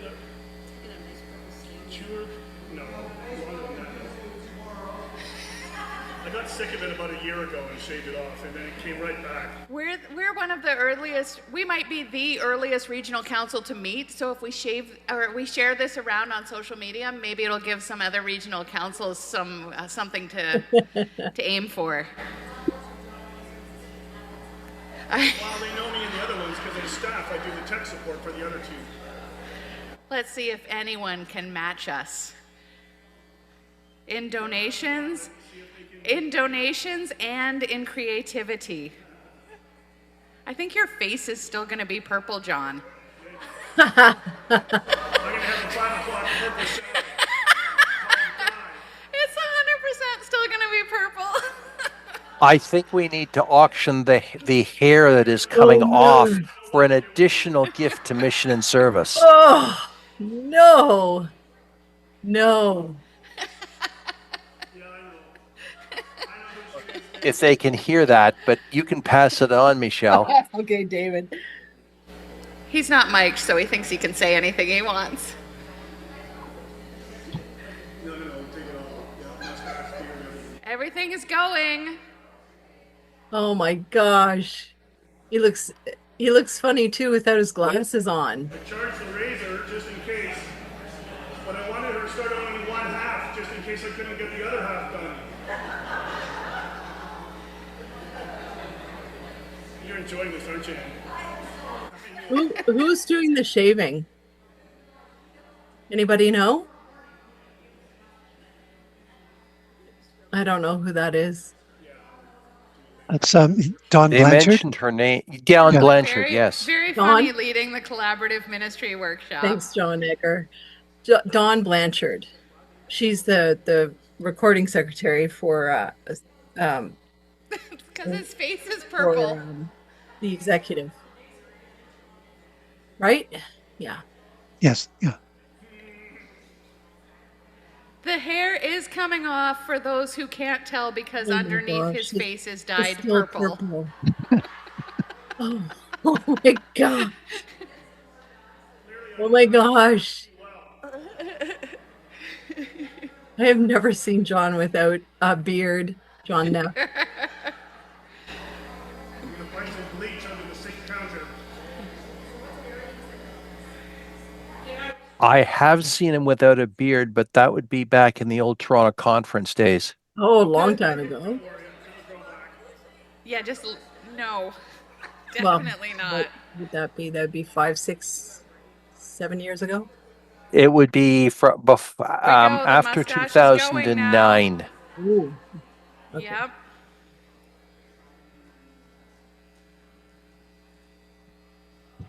Oh gosh. This seems dangerous. He has to do a workshop now.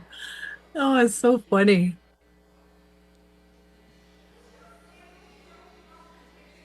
Yes, he informed them. Yeah. I didn't ask, CA, I just told. Yeah, informed.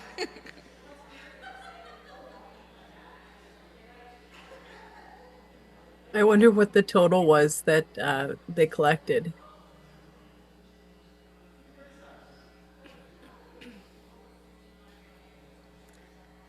For those of you who are here for the collaborative ministry workshop, it will begin shortly. John will be leading it.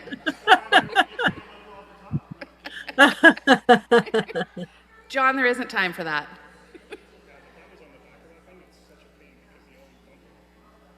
I don't hardly recognize him. I wonder if anyone will file a complaint He with wonders if we with weigh the Office less of now that we've cut Vocation some for hair off. unministerial appearance. Wow. Oh my goodness. Oh, we don't want Thank that you hair, all David. for your donations. Oh my gosh. Keep them coming. I might be willing to go shorter.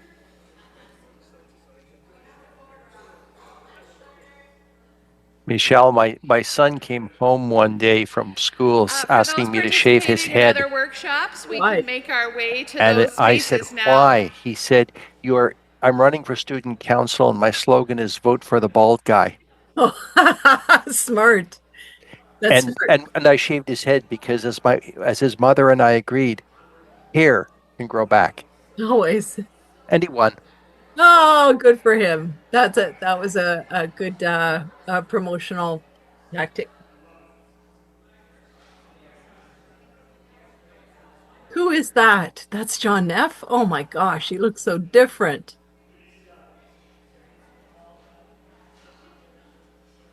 I wonder how long the dye will stay on his face.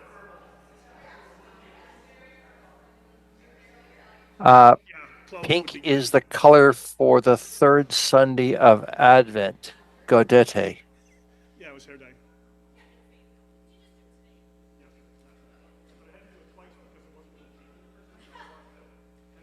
Oh, there's our Darian Harbridge. Okay, folks, I hope you had a good supper. Welcome back. We're going to get started with the Collaborative Ministries workshop very shortly. We're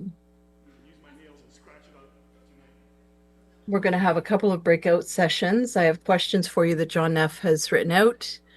This is a 90-minute presentation. Yeah, well, I'm salt and pepper, but to be honest, I'm way more salt than pepper.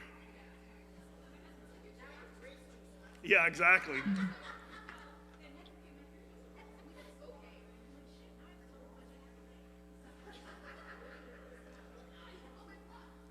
I'm gonna have to ask Greg to get the mic louder in the assembly hall. I can't hear you, Crystal. Okay.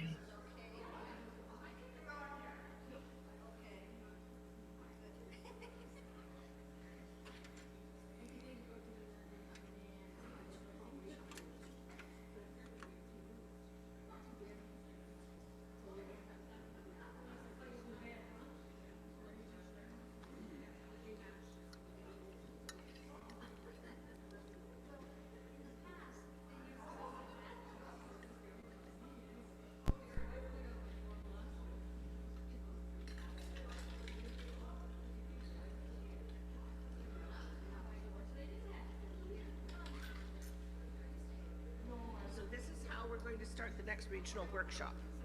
Yes. If you online, yeah, we're gonna, purple. Everybody will say, I thought he was shaving it off.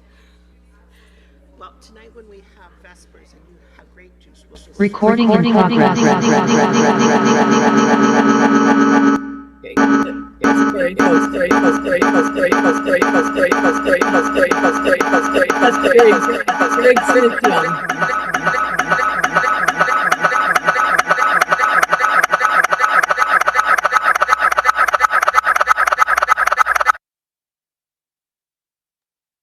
Sorry about that.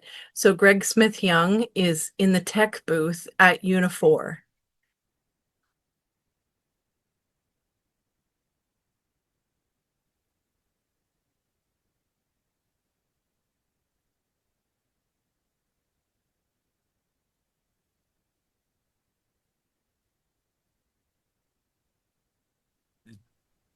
Greg speaking here. Did you folks just get blasted by that?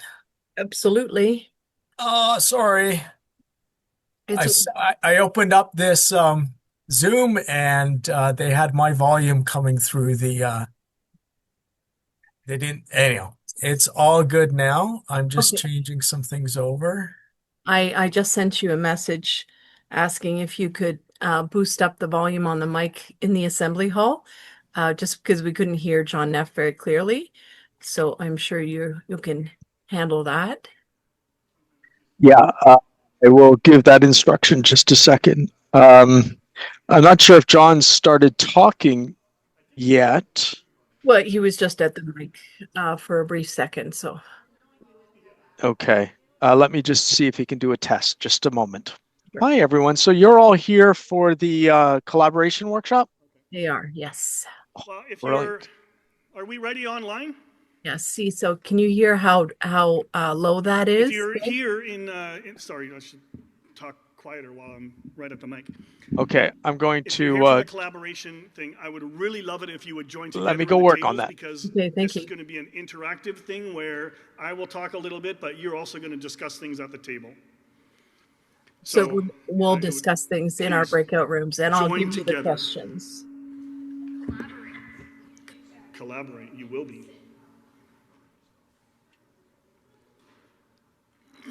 Okay, so we're going to go for 10 minutes. So the breakout rooms, there's 3 sets. The first one is 10 minutes, the second one is 10 minutes, and the last one is 15 minutes. Is Zoom ready? Okay. Couple of minutes, folks. John? Yep. While you're just speaking to these folks here, try to speak a bit louder, like project a bit more, so that people on Zoom can hear. Oh, you think it's not loud enough for people on Zoom? Yep, that's better. Okay. Well, I can usually project quite well, but I don't want to be too loud for you folks either. Okay. Let me know when you're ready, Greg.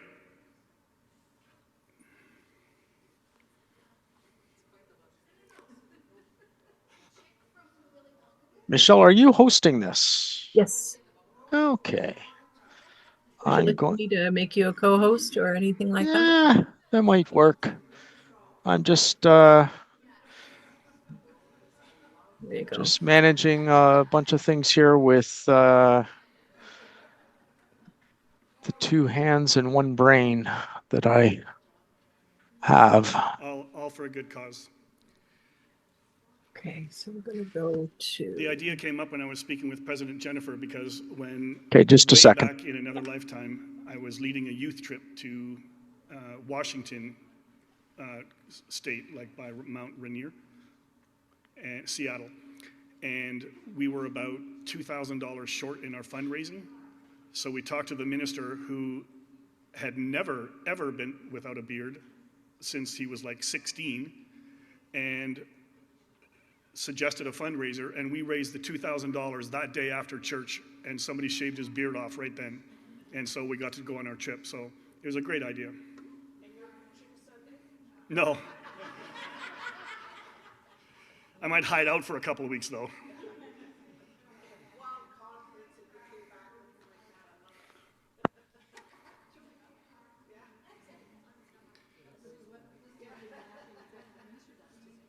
Yeah.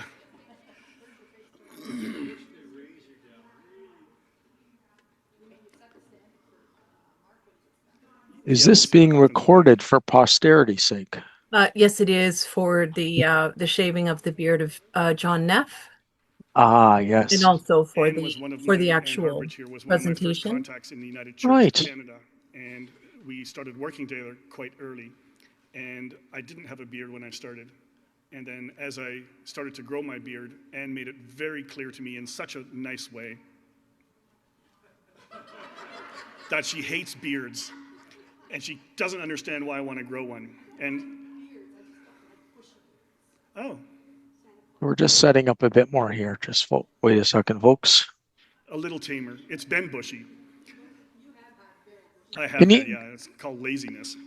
I can hear John okay. Like Grizzly Adams bushy. Can you folks hear him okay?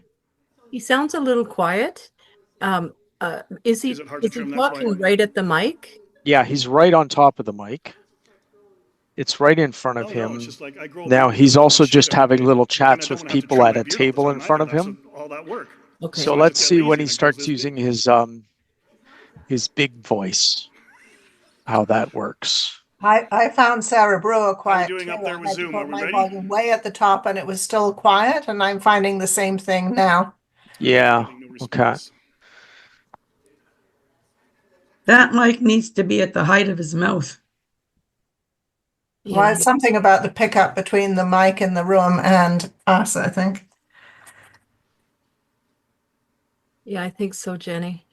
Okay, maybe we'll just mute ourselves, see if that helps. I'm going to mute everyone now. How's that? Oh, a little bit better. Oh, maybe, yeah. Tell people to turn their sound up on their computers. Now do I not go any higher? a purple We 5 have o'clock our- shadow? I we get to have eat a- a mic all night. Oh, that's better. That's better. That's much better. Okay, so I'd like to begin. I will start with saying that I'm feeling quite tired. And so sometimes when I'm tired, my mind doesn't catch up to what or my mouth doesn't catch up to what I'm saying, and I trip over my words. So if that happens, just bear with me. I'm also adjusting this a little bit because the group is much smaller than I had anticipated at first. And so what we're going to do is I will explain some things or talk about some things, and then I would like you to discuss them in your table groups, and we'll walk through a number of things like your experience with collaboration, strategies for effective collaboration, and review a little bit of a how-to guide, since that's something I'm asked about all the time.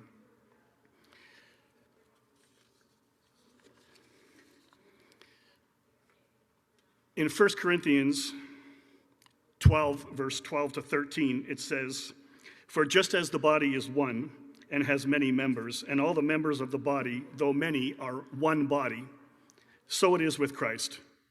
For in the one Spirit we are all baptized into one body, Jews or Greeks, slaves or free, and we were all made to drink of one Spirit."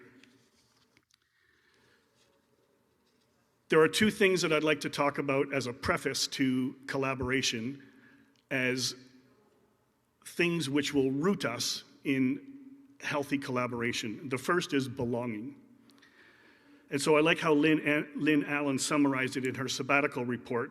She said, "We are all members of one body, baptized into one body, not into one congregation, but into the universal church, the body of Christ."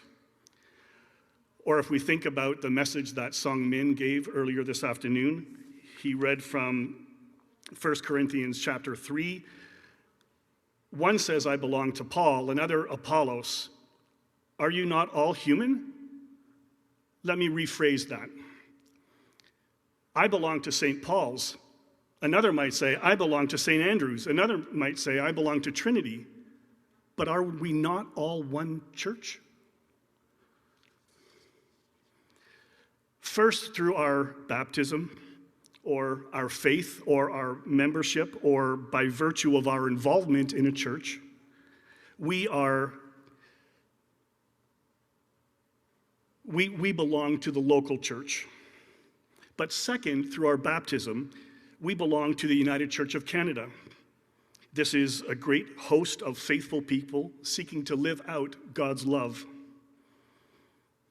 Thirdly, through our faith, we belong to the church that is Christianity.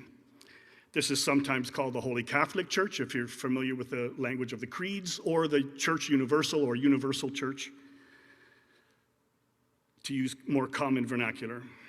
But we must never forget that our belonging goes beyond our local church. Too often I hear language, both intentional and unintentional, that raises to the forefront an us-them mentality, or a polarization between churches. A polarization as though we belong to competing churches rather than one church. I recognize that there's a deep concern about a congregation to which people belong. The local church is a person's first point of contact in their belonging, and it's a very important relationship. But polarization happens when churches function in a silo, or when considering working with another church, collaborating.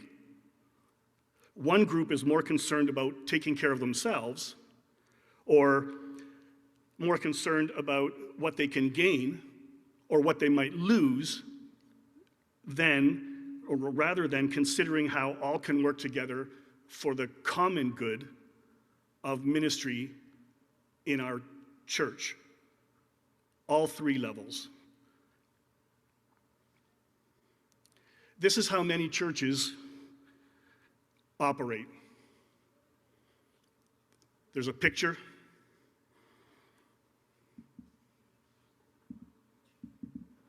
Maybe. There it is.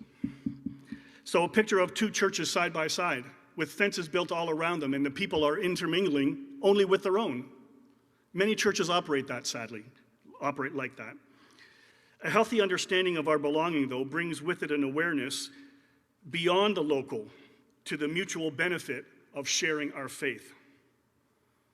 Our belonging suggests we see beyond such differences and understand the bigger picture that we share a common faith and provide ministry to our own church, to our surrounding community, and in cooperation with other local churches for the benefit of all.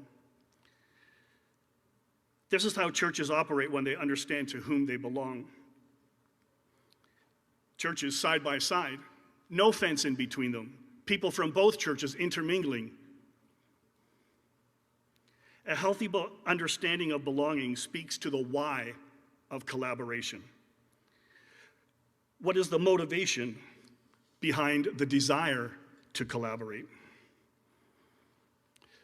So I'd like if you would take a few moments, maybe 10, and discuss amongst your table group 3 questions. In what ways have you felt belonging in your local church? In what ways have you felt belonging in your regional council or denomination? And in what ways have you felt belonging in the church universal? Feel free to collaborate. Okay, I'm going to open up the breakout rooms now. Okay, so Well, I'll let John speak. we can wrap up if that's okay.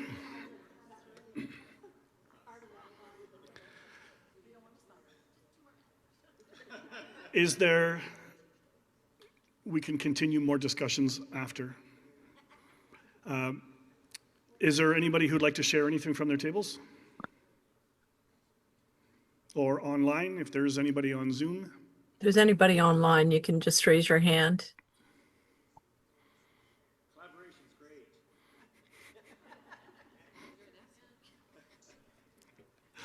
Thanks for that, Gary.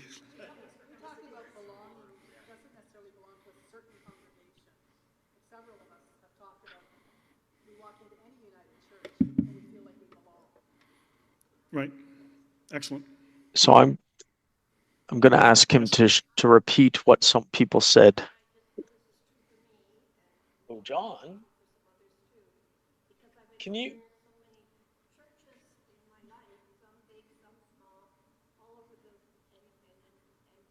Yeah, that's a great idea. If he can just tell us a couple of the things that people said.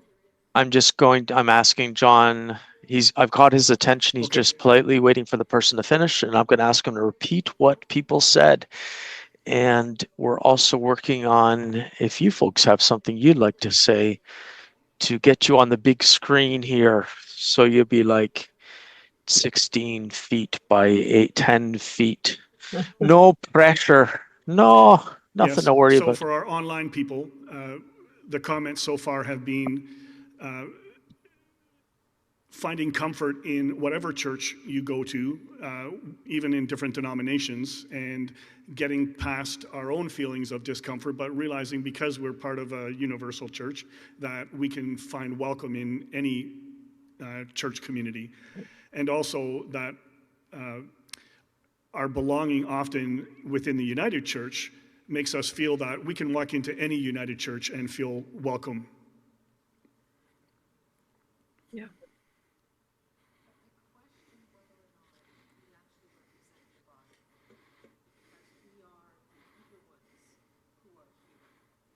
Okay, Greg, I think we're clear online here. I don't think there's anyone that wants to share, so we're okay here.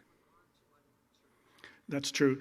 So the comment is about that are we actually representative of the body?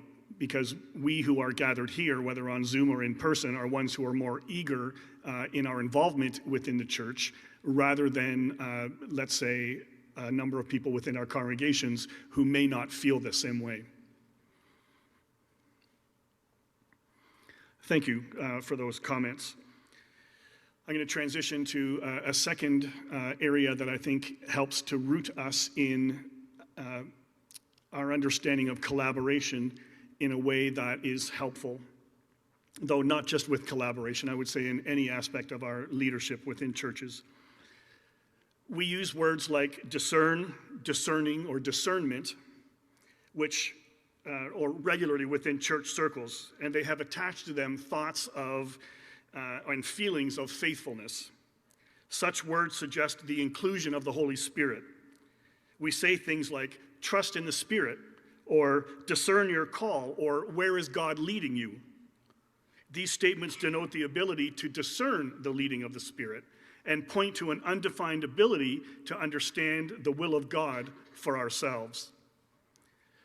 Rarely, though, do we define what these words mean, or offer parameters for healthy discernment, or talk about processes of discernment, or understand the explicit need and practice for discernment in our decision making.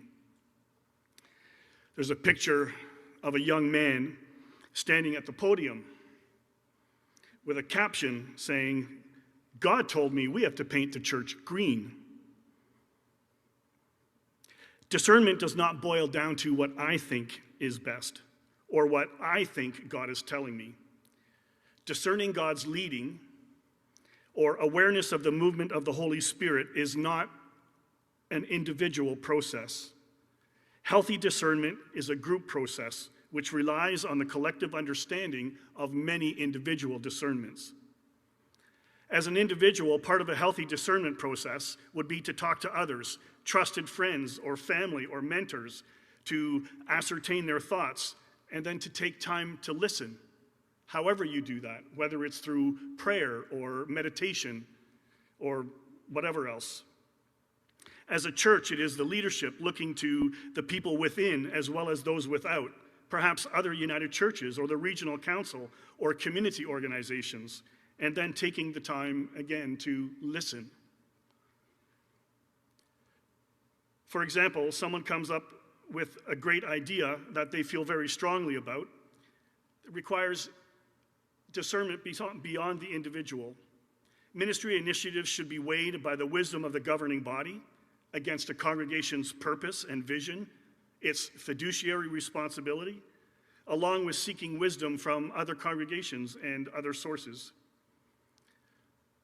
We, the United Church, in my experience with congregations and governing bodies, tend not to use discernment processes beyond offering up a prayer at the beginning of the meeting, asking for wisdom and guidance. Decisions can often be made in haste, looking at the immediate information out of a deficit mindset or from personal preferences.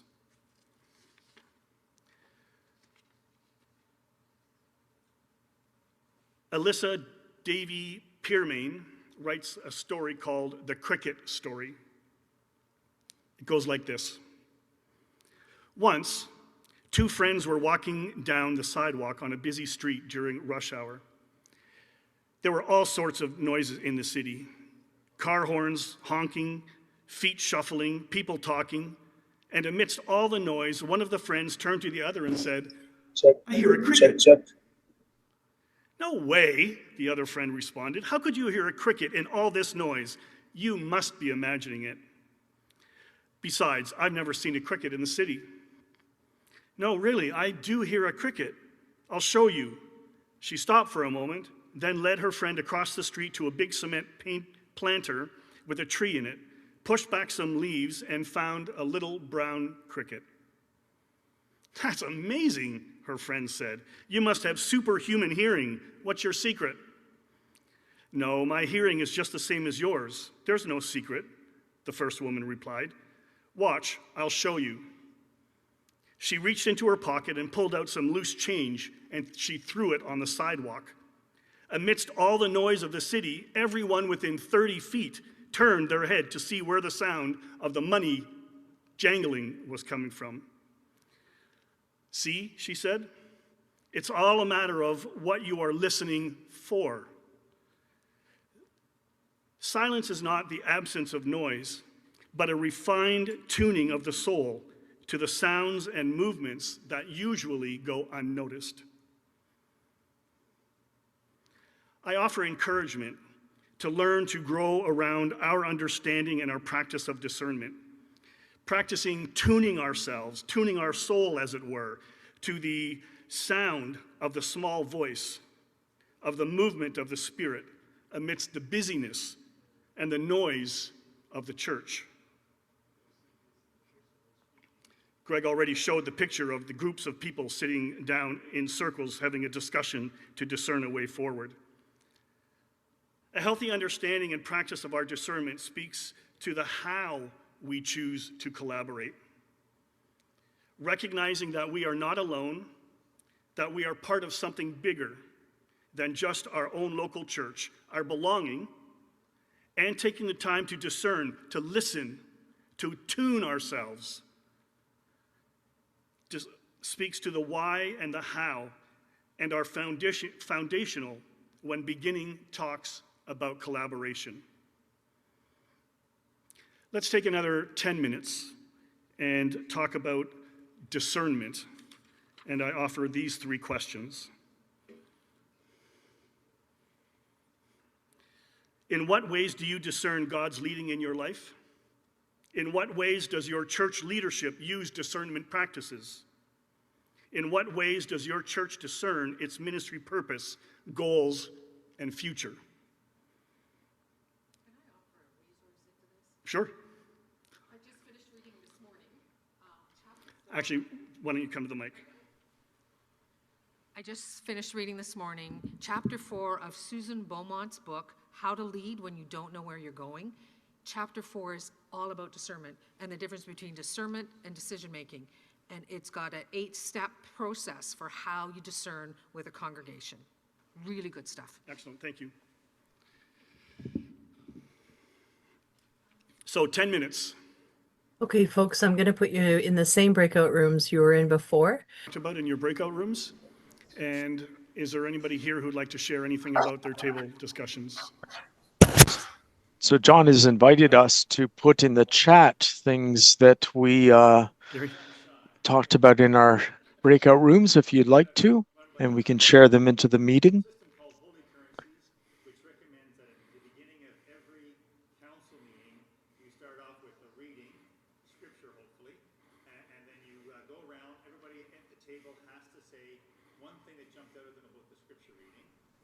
Are we supposed to be hearing him because we can't?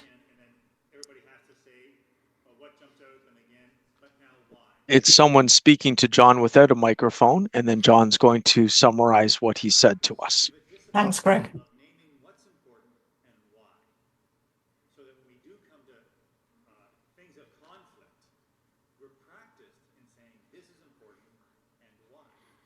Yeah, thank you. So for those online, talking about at the beginning of council meetings using holy currencies, which is a scripture reading, and then talking about what stood out for you from that, and then reading it again, and then asking why did that stand out for you. So it helps to train us to start thinking in the ways of not only the what, but the why of what we're talking about. And that then gets easily translated into many other things like conflict situations. I mean, how to deal with them properly, not that it's creating conflict. Anyone else?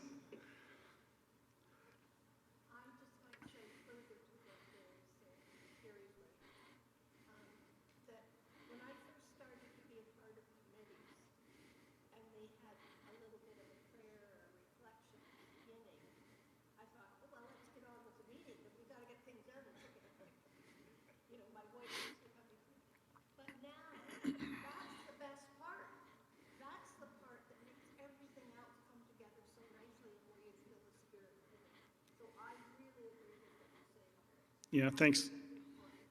Yeah, so just expanding on what Gary has said, it's being shared that it's easy to go into committee meetings or whatever meeting and think, oh, we have all these things to do, we got to get to it, rather than taking the time at the beginning to sit with each other and to be with each other and to spend the time in Scripture.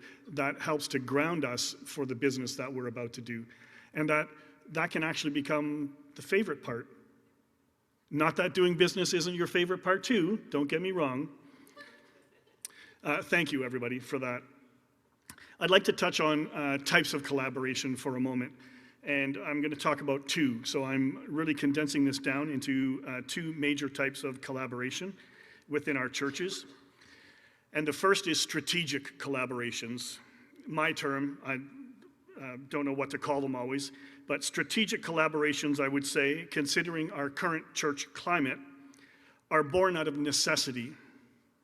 The necessity of working together for the greater good, for the churches involved, for their ministry initiatives, for a continued United Church presence in our communities, and for the care of the geographic area in which our churches reside. With strategic collaborations, the leadership looks at the big picture and works on collaborating together in the best interest of all parties involved and in the best interest of the communities. It is about sharing resources, focusing ministry, and supporting one another. It's about building relationships. The makeup of this type of collaboration, I was get asked, what should a collaboration include?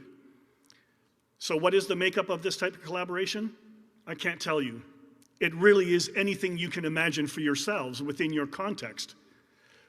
What are the strengths within your churches, the strengths within your people, the needs within your community, the needs within your church? All of these things need to be considered, and they're different for everyone in their own context. So for an example, a strategic collaboration might include 4 churches in a city who choose to collaborate to enhance the overall ministry within their city.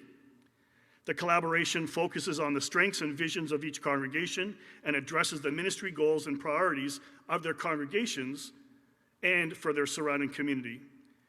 The location of each church within the city contributes to determining the type of ministry that might occur out of each of the involved churches. The second type of collaboration I'd like to talk about is scarcity or resource-driven collaborations. This type of collaboration is also born out of necessity. Necessity driven by a lack of resources. And they can include time, people or volunteerism, finances, the energy level of our people, buildings, what state of repair they're in, so that our ministry isn't totally summed up by keeping a building open, ministry personnel availability or amount of ministry time affordable. Currently, this is the most common type of collaboration or the most common theme among collaboration talks within our churches. This type of collaboration is about resource sharing. It can be anything, again, whatever you can imagine. It could be including sharing ministry personnel, could include lay staff, governance, programs, support of each other's ministries, support of sharing workshops or training. It might also include the use of technology, where worship services are in your church every week, but your ministry personnel might be piped in through a screen for a particular service, so your minister is not on your pulpit every Sunday, but is shared amongst a group of churches. Please don't get me wrong that this is a bad type of collaboration, because it's not. It is just different. Great care needs to be taken when initiating this type of collaboration. This type of collaboration is usually time-limited, a time-limited arrangement, offering an extended life for a congregation. Though, even in saying that, it's not always true. It could be that a collaboration meets specific needs of the congregations, like pastoral care, pulpit supply organization, and programs, while they remain lay-led. In scarcity-driven collaborations, the leadership also needs to look at the big picture and work on a collaborative agreement that is in the best interest of all parties involved and in the best interest of the communities in which they reside. And I refer back to our belonging.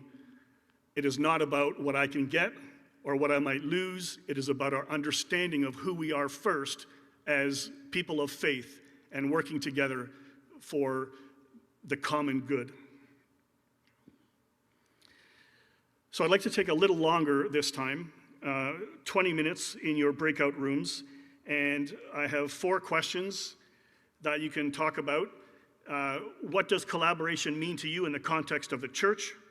What are the benefits and challenges of collaboration? Can you think of an example of strategic collaboration? What made it work? What challenges were faced? And what are important questions to ask when beginning collaborative talks?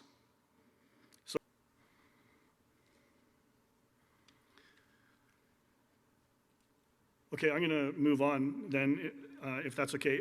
When we talked about discernment, I forgot to make one public service announcement, which is save the date, because the Congregational Support Commission is offering a full-day workshop with Credence and Company on September 20th at Grace United Church in Hanover. So September 20, save the date. It's a Saturday. And part 1 will be nurturing a spirit of discernment in congregational decision-making. And part 2, the afternoon, will be leading discernment conversations. Registration will be for a modest fee, and I really encourage you to spread the word on that so that we can have an excellent day together learning about discernment. Oh, yeah, so stay tuned for the WOW newsletter for information and registration.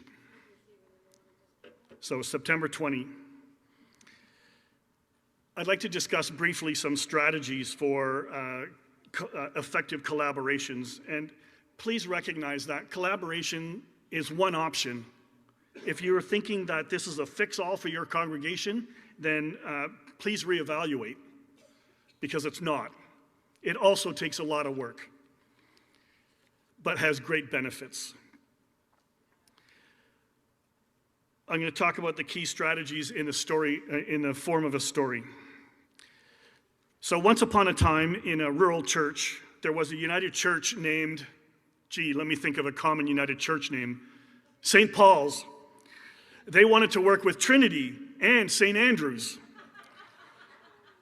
So they decided to collaborate to better serve their ministry initiatives and work together for their community. They knew that effective collaboration required clear communication, flexibility, trust, and shared goals. Communication was their first priority. They recognized that though this is true of any decision that churches make, it was especially important that everyone around, or everything around the collaboration needed to be well communicated. So they adopted an HW5 approach. If you don't know what HW5 is, it's how, who, what, where, when, why.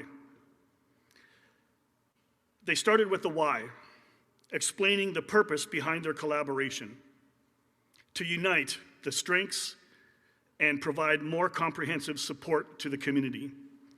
They identified who needed to know: the congregations, local leaders, community members.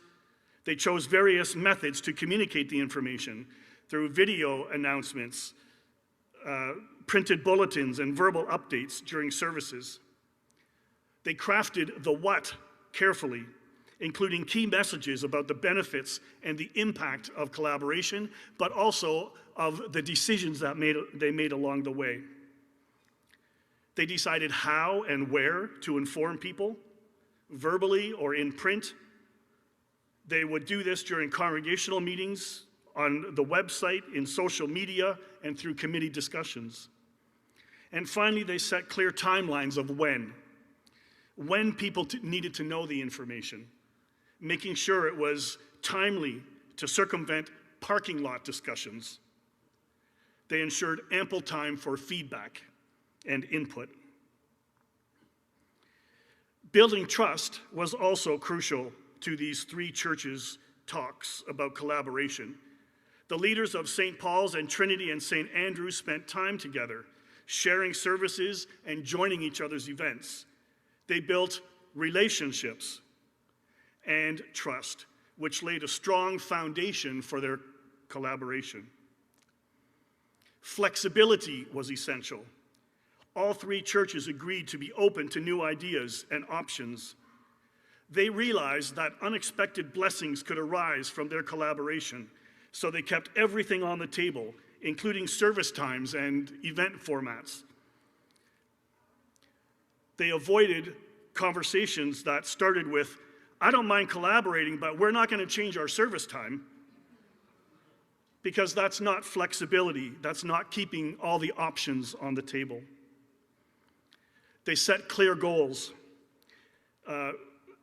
which helped align their efforts.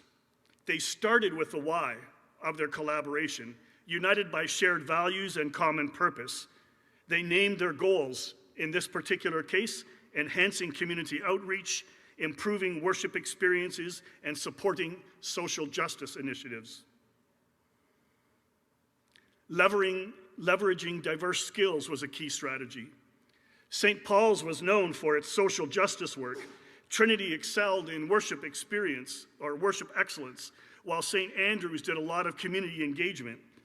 They decided to share these strengths for mutual benefit, creating a richer experience for all of their congregations. Conflict resolution was handled proactively. They addressed issues timely and constructively, being aware of different conflict styles and when to use them appropriately. One of the most common conflict styles I see in churches is avoidance. Being inclusive was a priority. They asked questions like, who has different experiences and perspectives? Who expands our ways of knowing and doing? Who is not currently at the table? Who enlarges the reach and relevancy of our efforts? And they took action on the answers, ensuring that everyone felt included in the process. Decision-making was clear and transparent. They communicated decisions well. Go back to HW5. They did that because it avoided ambiguity that could lead to distrust. And they formed a collaborating team with representatives from each congregation. This team focused on the big picture, made decisions related to the agreement, ensured understanding and continuance of the collaboration, and checked in with the leadership of all the churches regularly. Finally, they created a collaborative agreement. This document included their goals, the makeup of the collaborating team, things like financial commitments, conflict resolution strategy, the scope of their collaboration, and even an exit clause, to name a few. Through these strategies, St. Paul, St. Andrew's, and Trinity successfully collaborated, creating a stronger and more wholesome or fulsome ministry.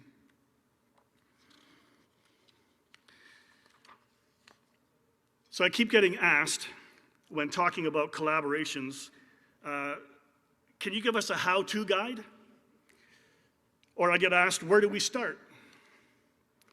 The challenge of this, as I hope you recognize, is that each potential collaboration has its own context, and it's not a one-size-fits-all. But here's a general guide.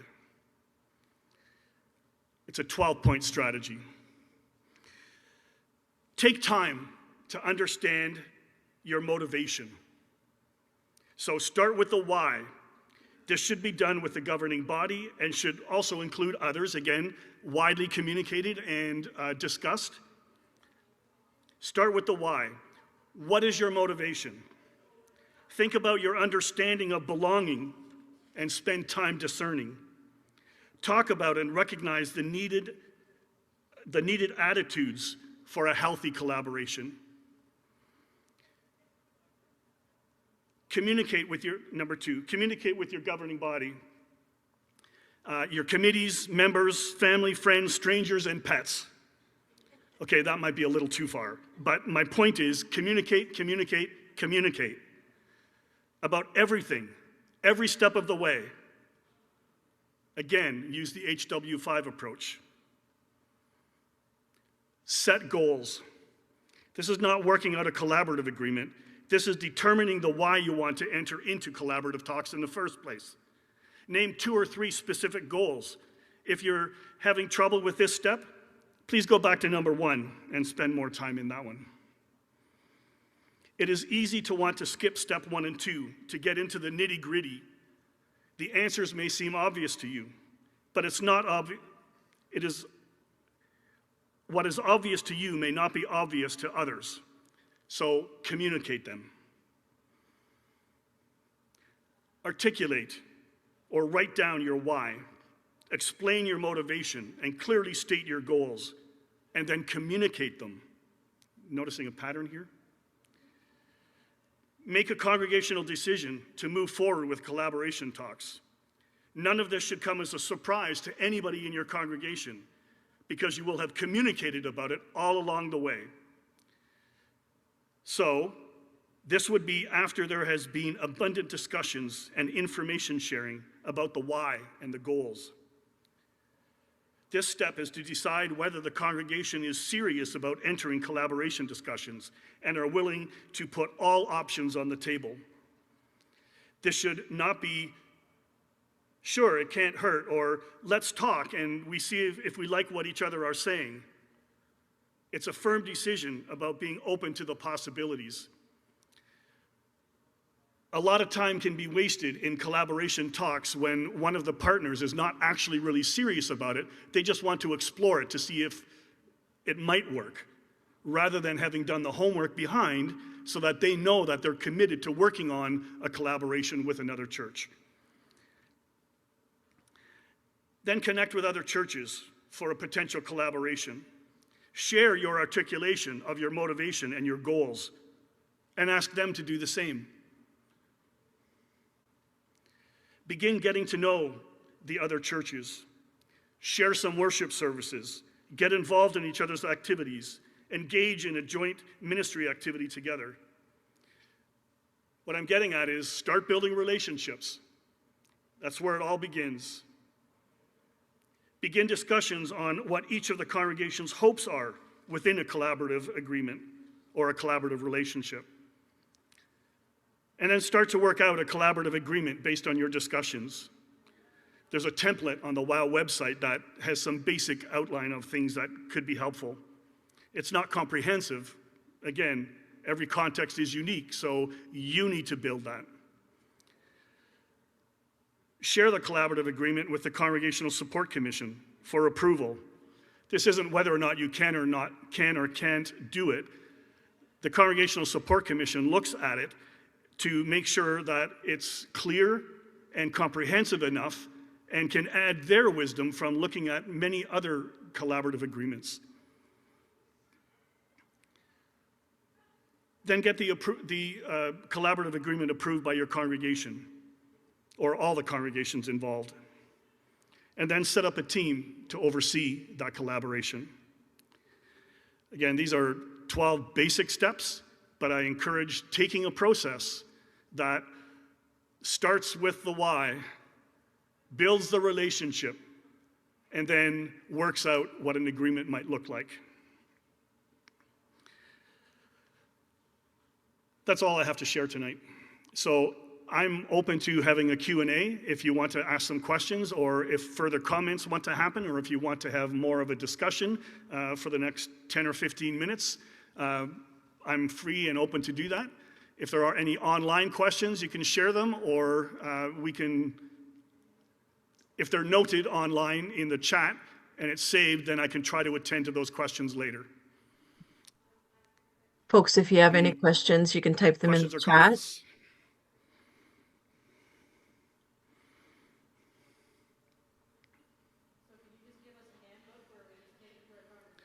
Yeah, here, it's right here. In jest, I was asked if I could just give them a handbook. But as you know, since you're all listening, such things are not possible. Thanks for that, Jane.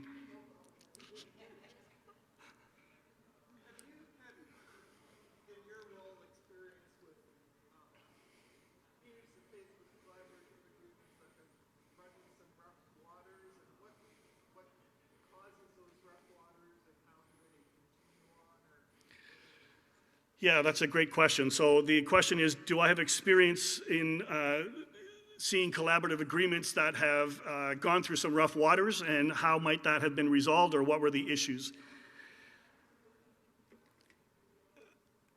There are some agreements that never even really started because they didn't do their homework in the first place.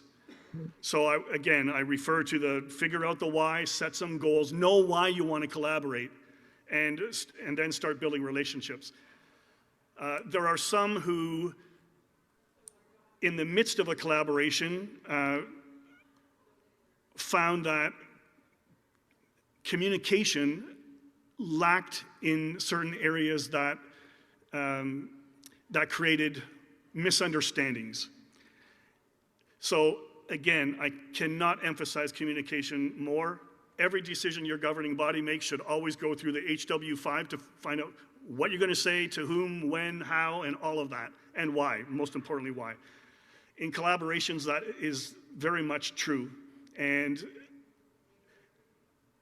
it's even more essential because you're communicating with a relationship with two different bodies in a shared agreement of what's going to happen. So if it's not clear, or if it's not communicated on an ongoing basis, or if a collaborative agreement is created and there's no discussion about what happens when a problem arises, and there's no clear guideline for that, then I would say that's when trouble happens.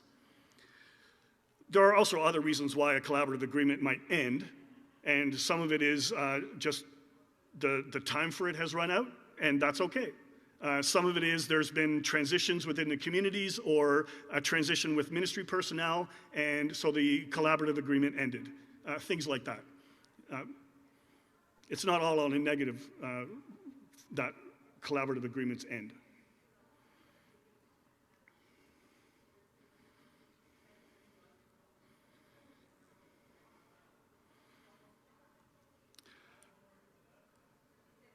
All right, then thank you very much for your time tonight. I hope this was helpful, and don't forget to tell everybody that there's a discernment workshop coming up, and don't forget to attend yourselves, of course. And otherwise, go with God's blessings. Enjoy the rest of your evening. Thank you.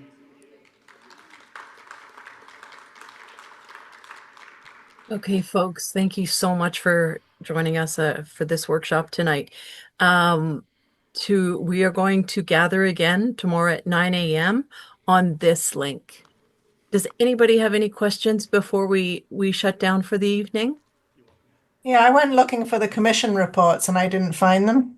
So, Jenny, we don't do commission reports for the spring meetings. We only do them for the fall meetings. Okay, the reason I was looking for them was because there's agenda items tomorrow morning for the two commissions, so I thought there probably had to be a report that accompanied them. There is not. There are presentations. And what are the topics? So David Sherman's going to be doing one from the Human Resources Commission, and the other one, I'm not sure. What was the other one, Jenny? It's discipleship and justice. And if I had the slides already, I could give you a sneak preview about what they're going to be about, but I don't have the slides yet for either presentation. You do. Greg, you do. I sent it to you at supper tonight. Oh, sorry. I do. Yes, sorry. I do have David's. Yes. Now, but Jenny, I've not looked at them. But if you ask David nicely, he might be David, able I'll to. ask really nicely. What's the topic? Well, Jenny, this will be a